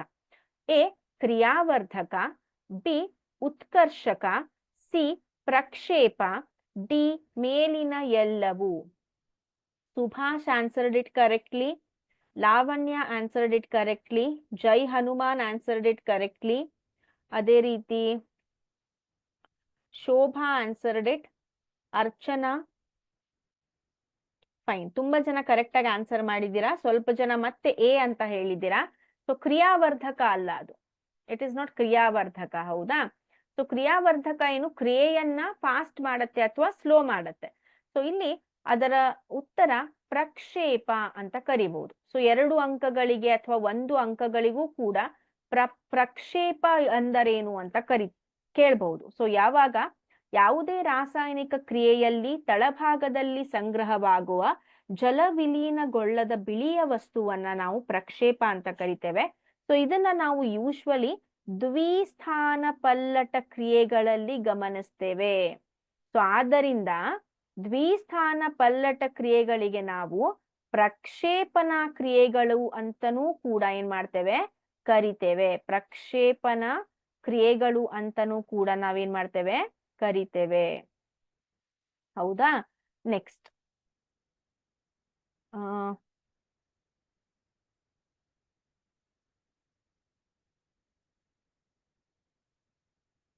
ಓಕೆ, 10ನೇ ಪ್ರಶ್ನೆ ಈ ರೀತಿ ಇದೆ. ಉತ್ಕರ್ಷಣ ಕ್ರಿಯೆ ಎಂದರೆ, ಹೌದಾ? ಎ ಆಕ್ಸಿಜನ್ ಅನ್ನು ಬಿಡುಗಡೆ ಮಾಡುವುದು ಅಥವಾ ಹೈಡ್ರೋಜನ್ ಅನ್ನು ಪಡೆಯುವುದು, ಆಕ್ಸಿಜನ್ ಅನ್ನು ಪಡೆದುಕೊಳ್ಳುವುದು ಅಥವಾ ಹೈಡ್ರೋಜನ್ ಅನ್ನು ಕಳೆದುಕೊಳ್ಳುವುದು, ಸಿ ಗಂಧಕದ ಡೈಆಕ್ಸೈಡ್ ನೊಂದಿಗೆ ವರ್ತಿಸುವುದು, ಡಿ ಕಾರ್ಬನ್ ಡೈಆಕ್ಸೈಡ್ ಒಂದಿಗೆ ವರ್ತಿಸುವುದು. ವೆರಿ ಈಸಿ ಕ್ವಶನ್, ಸ್ವಲ್ಪ ಕನ್ಫ್ಯೂಸ್ ಮಾಡೋದಕ್ಕೆ ಸ್ಟೇಟ್ಮೆಂಟ್ಸ್ ಅನ್ನ, ವಾಕ್ಯಗಳನ್ನ ಹಿಂದು ಮುಂದಾಗಿ ಕೊಟ್ಟಿದ್ದಾರೆ. ಹೌದಾ? ಫೈನ್. ಸೊ 10ನೇ ಕ್ವಶನ್ ಆನ್ಸರ್ ಏನಾಗಿರಬಹುದು? Bhoomika answered it. Okay, Chaitu, Supreetha, Veerakannadiga, Surekha, Manjula, Vasant, Shashank, Jai Hanuman, Lalitha, Manasa, Reshma, Preetham, Maulya, Vinay. Okay, very good. Sunitha, Shankaranna, ಮೇಘನಾ, Duggesh. Okay, so most of you answered it correctly. ಯಾವ ಕ್ರಿಯೆಗಳಲ್ಲಿ ಆಕ್ಸಿಜನ್ ಅನ್ನ ಪಡೆದುಕೊಳ್ಳುತ್ತದೆನೋ ಅಥವಾ ಹೈಡ್ರೋಜನ್ ಅನ್ನ ಕಳೆದುಕೊಳ್ಳುತ್ತದೆನೋ ಅಂಥ ಒಂದು ಕ್ರಿಯೆಗೆ ನಾವು ಉತ್ಕರ್ಷಣೆ ಕ್ರಿಯೆ ಅಂತ ಕರಿತೇವೆ. ಈ ಉತ್ಕರ್ಷಣೆಯಿಂದನೇ ಏನಾಗತ್ತೆ, ಕೊಬ್ಬುಗಳು ಮತ್ತು ಎಣ್ಣೆಯಲ್ಲಿ ಉತ್ಕರ್ಷಣ ಕ್ರಿಯೆ ನಡೆದಾಗ ಅದು ಕಮಟುವಿಕೆಗೆ ಕಾರಣ ಆಗತ್ತೆ. Very good. Next question.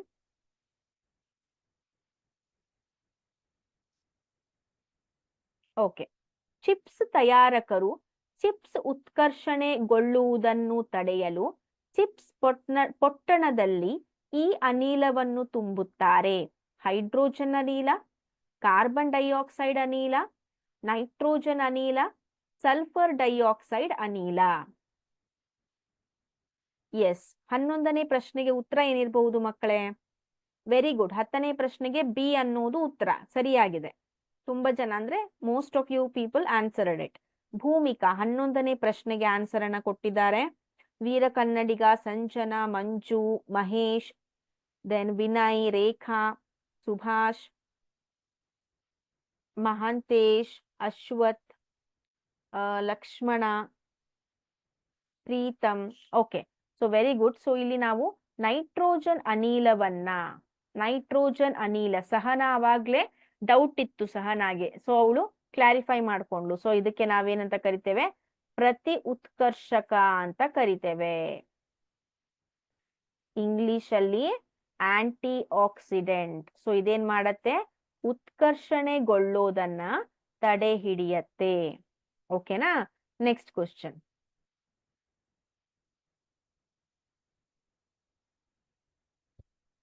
Next question. ಲೋಹಗಳು ತನ್ನ ಸುತ್ತಲಿರುವ ತೇವಾಂಶ ಮತ್ತು ಆಮ್ಲಗಳಿಂದ ಆಕ್ರಮಿಸಲ್ಪಟ್ಟು ಹಾನಿಗೊಳಗಾಗುವ ಕ್ರಿಯೆಯನ್ನು ಹೀಗೆನ್ನುವರು. ಎ ಕಮೆಟುವಿಕೆ, ಬಿ ನಶಿಸುವಿಕೆ, ಸಿ ಕ್ರಿಯಾವರ್ಧನೆ, ಡಿ ಲೋಹೋದ್ಧರಣ. 12ನೇ ಪ್ರಶ್ನೆಗೆ ಉತ್ತರ ಏನಿರಬಹುದು ಮಕ್ಕಳೇ? ಎಸ್,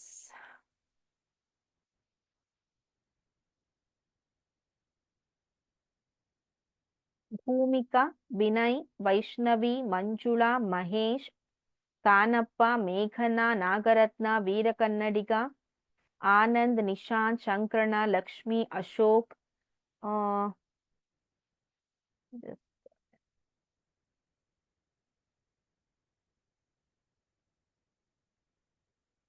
ವಸಂತ್, ಕಲಾವತಿ, ಯಶೋಧ.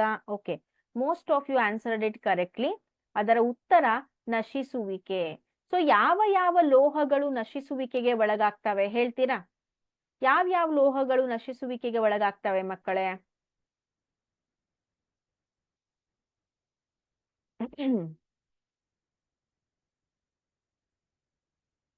ಯಾವ್ಯಾವ ಲೋಹಗಳು ನಶಿಸುವಿಕೆಗೆ ಒಳಗಾಗ್ತವೆ?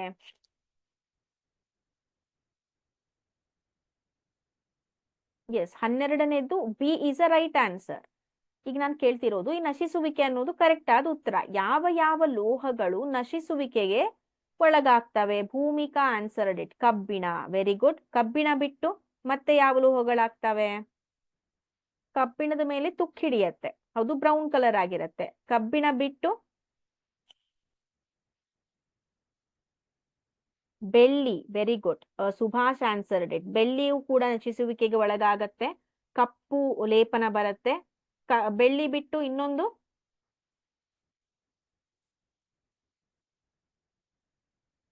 ತಾಮ್ರ, ಹೌದಾ? ಸೊ ತಾಮ್ರವು ಕೂಡ ಅದರ ಮೇಲೆ ಹಸಿರು ಲೇಪನ ಉಂಟಾಗತ್ತೆ. ನೆಕ್ಸ್ಟ್,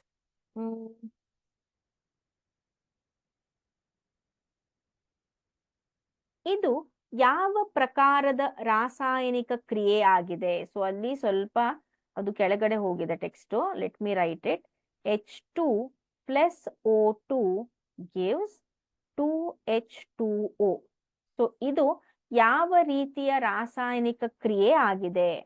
ಎ ಸಂಯೋಗ ಕ್ರಿಯೆ, ಬಿ ದ್ವಿಸ್ಥಾನಪಲ್ಲಟ ಕ್ರಿಯೆ, ಸಿ ಸ್ಥಾನಪಲ್ಲಟ ಕ್ರಿಯೆ, ಡಿ ವಿಭಜನೆ ಕ್ರಿಯೆ.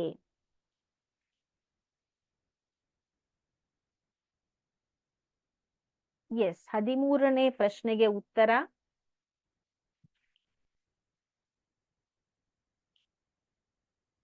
ಕಬ್ಬಿಣ, ಬೆಳ್ಳಿ ಮತ್ತು ತಾಮ್ರ ಕರೆಕ್ಟ್ ಆಗಿದೆ.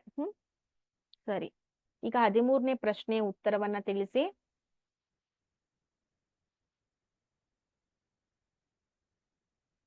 ಓಕೆ, ವಿಜಯಲಕ್ಷ್ಮಿ, ಮೇಘನ, ವೀರ ಕನ್ನಡಿಗ, ಸುಭಾಷ್, ಸುಪ್ರೀತಾ, ಸುರೇಶ್, ಸುರೇಖಾ. ಓಕೆ, ಸೊ ಇದು ಆಪ್ಷನ್ ಎ ಸಂಯೋಗ ಕ್ರಿಯೆಗೆ ಉದಾಹರಣೆ. ಯಾಕೆ ಅಂದ್ರೆ ಅಲ್ಲಿ 2 ಪ್ರತಿವರ್ತಕಗಳು ಸೇರಿ ಒಂದು ಉತ್ಪನ್ನವನ್ನ ಕೊಡ್ತಾ ಇದೆ.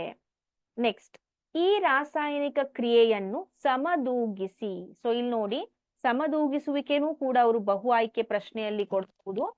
ಈ ರಾಸಾಯನಿಕ ಕ್ರಿಯೆಯನ್ನು ಸಮದೂಗಿಸಿ. ಮ್ಯಾಗ್ನೀಷಿಯಂ ಪ್ಲಸ್ ಆಕ್ಸಿಜನ್, ಮ್ಯಾಗ್ನೀಷಿಯಂ ಆಮ್ಲಜನಕದ ಜೊತೆ ವರ್ತಿಸಿದಾಗ ಮ್ಯಾಗ್ನೀಷಿಯಂ ಆಕ್ಸೈಡ್ ಏನಾಗತ್ತೆ, ಇಲ್ಲಿ ಉತ್ಪತ್ತಿ ಆಗತ್ತೆ. ಸೊ ಇದನ್ನ ಸರಿದೂಗಿಸಿ ಅಂತ ಹೇಳಿದ್ದಾರೆ. ಪೆನ್ ಅಂಡ್ ಪೇಪರ್ ತೆಗೆದುಕೊಳ್ಳಿ, ಸರಿದೂಗಿಸಿ ಕರೆಕ್ಟ್ ಆದ ಉತ್ತರವನ್ನ ಹೇಳಿ. ಮ್ಯಾಗ್ನೀಷಿಯಂ ಆಕ್ಸಿಜನ್ ಜೊತೆ ಪ್ರತಿವರ್ತಿಸಿ MgO2, 2Mg plus O2 gives 2MgO, 2Mg plus 2MgO2 gives 2MgO, 3Mg plus O2 gives 3MgO. So 14th, Rekha, Megha, Lalita, Krishna, Vasant, Suprita, Reshma, Mahesh, Sinchana, Sandhya, Jayalakshmi, Annapurna. Okay, ಸ್ವಲ್ಪ ಜನ B ಅಂತಿದ್ದೀರಾ, ಸ್ವಲ್ಪ ಜನ A ಅಂತ ಹೇಳ್ತಿದ್ದೀರಾ. So let us start here. Mg plus O2 gives MgO, ಹೌದಾ? ಸೊ ಇಲ್ಲಿ Mg ಬರ್ಕೋತೇನೆ, ಇಲ್ಲಿ ಆಕ್ಸಿಜನ್ ಬರ್ಕೋತೇನೆ. ಎಡಬದಿ, ಇದು ಬಲಬದಿ. ಎಡಬದಿಯಲ್ಲಿ Mg ಒಂದಿದೆ, ಇಲ್ಲೂ ಕೂಡ ಒಂದಿದೆ. ಆಕ್ಸಿಜನ್ ಇಲ್ಲಿ 2 ಇದೆ, ಇಲ್ಲಿ 1 ಇದೆ. ಸೊ ಇದನ್ನ 2 ಮಾಡೋದಕ್ಕೆ ನಾನು ಇಲ್ಲಿ 2 ಬರಿತೇನೆ. ಸೊ ಈ ರೀತಿ 2 ಆದಾಗ ಆಕ್ಸಿಜನ್ 2 ಆಗತ್ತೆ, ಮ್ಯಾಗ್ನೀಷಿಯಮು ಕೂಡ 2 ಆಗತ್ತೆ. ಸೊ ಇಲ್ಲಿ ಮ್ಯಾಗ್ನೀಷಿಯಂ ಒಂದೇ ಇದೆ ಎಡಬದಿಯಲ್ಲಿ. ಸೊ ಇಲ್ಲಿ ನಾನು 2ಅನ್ನ ಬರಿತೇನೆ. ಸೊ ಇಲ್ಲಿ ಏನಾಗತ್ತೆ, 2Mg plus O2 gives 2MgO. So ಇದಕ್ಕೆ ಸರಿಯಾದ ಉತ್ತರ ಯಾವುದು? ಬಿ. ಆಪ್ಷನ್ ಬಿ ಅನ್ನೋದು ಸರಿಯಾದ ಉತ್ತರ.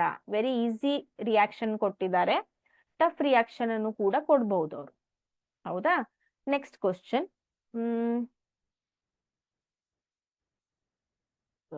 Just a minute.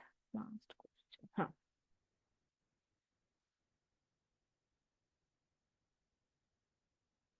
ರಾಸಾಯನಿಕ ಕ್ರಿಯೆಗೆ ಸಂಬಂಧಿಸಿದಂತೆ ಓಕೆ ಕೆಳಗಿನ ಯಾವ ಹೇಳಿಕೆ ಸರಿಯಾಗಿದೆ? ನೀಟಾಗಿ ಓದ್ಕೊಳ್ಳಿ, ಆಪ್ಷನ್ಸ್ ಅನ್ನ, ಆಯ್ಕೆಗಳನ್ನ ಸರಿಯಾಗಿ ಓದ್ಕೊಳ್ಳಿ. ರಾಸಾಯನಿಕ ಕ್ರಿಯೆಗೆ ಸಂಬಂಧಿಸಿದಂತೆ ಕೆಳಗಿನ ಯಾವ ಹೇಳಿಕೆ ಸರಿಯಾಗಿದೆ? ರಾಸಾಯನಿಕ ಕ್ರಿಯೆಯಲ್ಲಿ ರಾಶಿಯನ್ನು ಸೃಷ್ಟಿಸುವುದಾಗಲಿ ಲಯಗೊಳಿಸುವುದಾಗಲಿ ಸಾಧ್ಯವಿಲ್ಲ. ರಾಶಿಯನ್ನು ಸೃಷ್ಟಿಸಬಹುದು ಹಾಗೂ ಲಯಗೊಳಿಸಬಹುದು. ಸಿ, ರಾಸಾಯನಿಕ ಕ್ರಿಯೆಯಲ್ಲಿ ಪ್ರತಿವರ್ತಕಗಳು ಉತ್ಪನ್ನಗಳಿಗೆ ಸಮವಾಗಿರೋದಿಲ್ಲ. ರಾಸಾಯನಿಕ ಕ್ರಿಯೆಗಳಲ್ಲಿ ರಾಶಿಯನ್ನು ಪರಿಗಣಿಸುವ ಅಗತ್ಯತೆ ಇರೋದಿಲ್ಲ. ವೆರಿ ಗುಡ್, ತುಂಬಾ ಜನ ಕರೆಕ್ಟ್ ಆಗಿ ಆನ್ಸರ್ ಮಾಡ್ತಾ ಇದ್ದೀರಾ. ರಾಸಾಯನಿಕ ಕ್ರಿಯೆಯಲ್ಲಿ ನಾವು ಯಾವುದೇ ರಾಶಿಯನ್ನ ಸೃಷ್ಟಿಸುವುದು ಅಥವಾ ಯಾವುದೇ ರಾಶಿಯನ್ನ ಲಯಗೊಳಿಸುವುದು ಸಾಧ್ಯವಾಗುವುದಿಲ್ಲ. ಎಲ್ಲ ರಾಶಿಗಳು ಪ್ರತಿವರ್ತಕಗಳು ಮತ್ತು ಉತ್ಪನ್ನಗಳ ರಾಶಿಯನ್ನ ನಾವು ಸರಿದೂಗಿಸಬೇಕು. ಹೌದಾ? ಗಣಿತದ ಮೂಲಕ ನಾವು ಸರಿದೂಗಿಸಬೇಕು. ಸೃಷ್ಟಿ ಮಾಡೋದಕ್ಕೆ ಅಥವಾ ಕಡಿಮೆ ಮಾಡೋದಕ್ಕೆ ಆಗೋದಿಲ್ಲ. ಆದ್ದರಿಂದ ನಾವು ರಾಸಾಯನಿಕ ಕ್ರಿಯೆಗಳ ಸರಿದೂಗಿಸುವಿಕೆಯನ್ನ ಕಲಿತೇವೆ. ಹೌದಾ? ಸೊ ಈ ಪಾಠದಲ್ಲಿ ಏನೇನ್ ಕಲ್ತ್ವಿ ಮಕ್ಕಳೇ ನಾವು? ಈ ಪಾಠದಲ್ಲಿ ರಾಸಾಯನಿಕ ಬದಲಾವಣೆಗಳಂದ್ರೇನು, ಭೌತಿಕ ಬದಲಾವಣೆಗಳಂದ್ರೇನು, ರಾಸಾಯನಿಕ ಕ್ರಿಯೆಗಳ ವ್ಯಾಖ್ಯಾನ, ಅದೇ ರೀತಿ ರಾಸಾಯನಿಕ ಕ್ರಿಯೆಗಳನ್ನ ಸರಿದೂಗಿಸೋದು, ಅದರ ಭೌತಿಕ ಸ್ಥಿತಿಯನ್ನ ಬರೆಯೋದು, ರಾಸಾಯನಿಕ ಕ್ರಿಯೆಗಳ ಸಮೀಕರಣವನ್ನ ಯಾವ ರೀತಿ ಬರಿತೀವಿ ಅದನ್ನು ಕೂಡ ಕಲ್ತ್ವಿ. ಅದಾದ್ಮೇಲೆ ರಾಸಾಯನಿಕ ಕ್ರಿಯೆಗಳ ವಿಧಗಳನ್ನ, ಸಂಯೋಗ ಕ್ರಿಯೆ, ಸ್ಥಾನಪಲ್ಲಟ ಕ್ರಿಯೆ, ವಿಭಜನ ಕ್ರಿಯೆ, ದ್ವಿಸ್ಥಾನಪಲ್ಲಟ ಕ್ರಿಯೆಯನ್ನ ಕಲ್ತ್ವಿ. ಅಂತರುಷ್ಣಕ, ಬಹಿರುಷ್ಣಕ, ಉತ್ಕರ್ಷಣೆ, ಅಪಕರ್ಷಣೆ ಇದನ್ನೆಲ್ಲ ಕಲಿತ್ವಿ. ಲಾಸ್ಟ್ ಅಲ್ಲಿ ನಶಿಸುವಿಕೆ ಮತ್ತು ಕಮಟುವಿಕೆಯ ಉದಾಹರಣೆಗಳನ್ನು ಕೂಡ ನೋಡಿದ್ವಿ. ಸೊ ಈ ಒಂದು ಚಾಪ್ಟರು ಇವತ್ತಿಗೆ ಮುಗೀತು. ಇನ್ನು ಮುಂದಿನ ತರಗತಿಯಲ್ಲಿ ನಾವು ಹೊಸ ಚಾಪ್ಟರ್ ಭೌತಿಕ ಶಾಸ್ತ್ರ ಅಥವಾ ಜೀವಶಾಸ್ತ್ರದ ಪಾಠವನ್ನ ಮಾಡೋಣ. ಯಾವ್ದು ಬೇಕು ನಿಮಗೆ? ಭೌತಿಕ ಶಾಸ್ತ್ರದ ಪಾಠ ಮಾಡೋಣ ಅಥವಾ ಜೀವಶಾಸ್ತ್ರದ ಪಾಠ ಮಾಡೋಣ?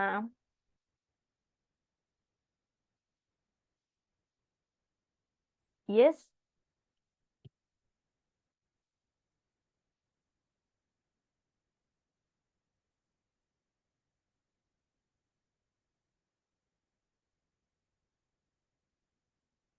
Fine, okay. ಸೊ ಮುಂದಿನ ತರಗತಿಯಲ್ಲಿ ಯಾವ ಪಾಠ ಬೇಕು ಅನ್ನೋದನ್ನ ಕಮೆಂಟ್ ಮಾಡಿ. ಸೊ ಅದನ್ನ ನೋಡಿ ನಾನು ಪಾಠವನ್ನ ಮಾಡ್ತೇನೆ. ಓಕೆನಾ? Fine, let me end up the session here. Okay, ಜೀವಶಾಸ್ತ್ರ ಅಂತ ಹೇಳ್ತಿದ್ದೀರಾ? ಶೋರ್, ಜೀವಶಾಸ್ತ್ರವನ್ನ ಸ್ಟಾರ್ಟ್ ಮಾಡೋಣ. Let me end up the session here. Have a nice day. Take care. Bye bye.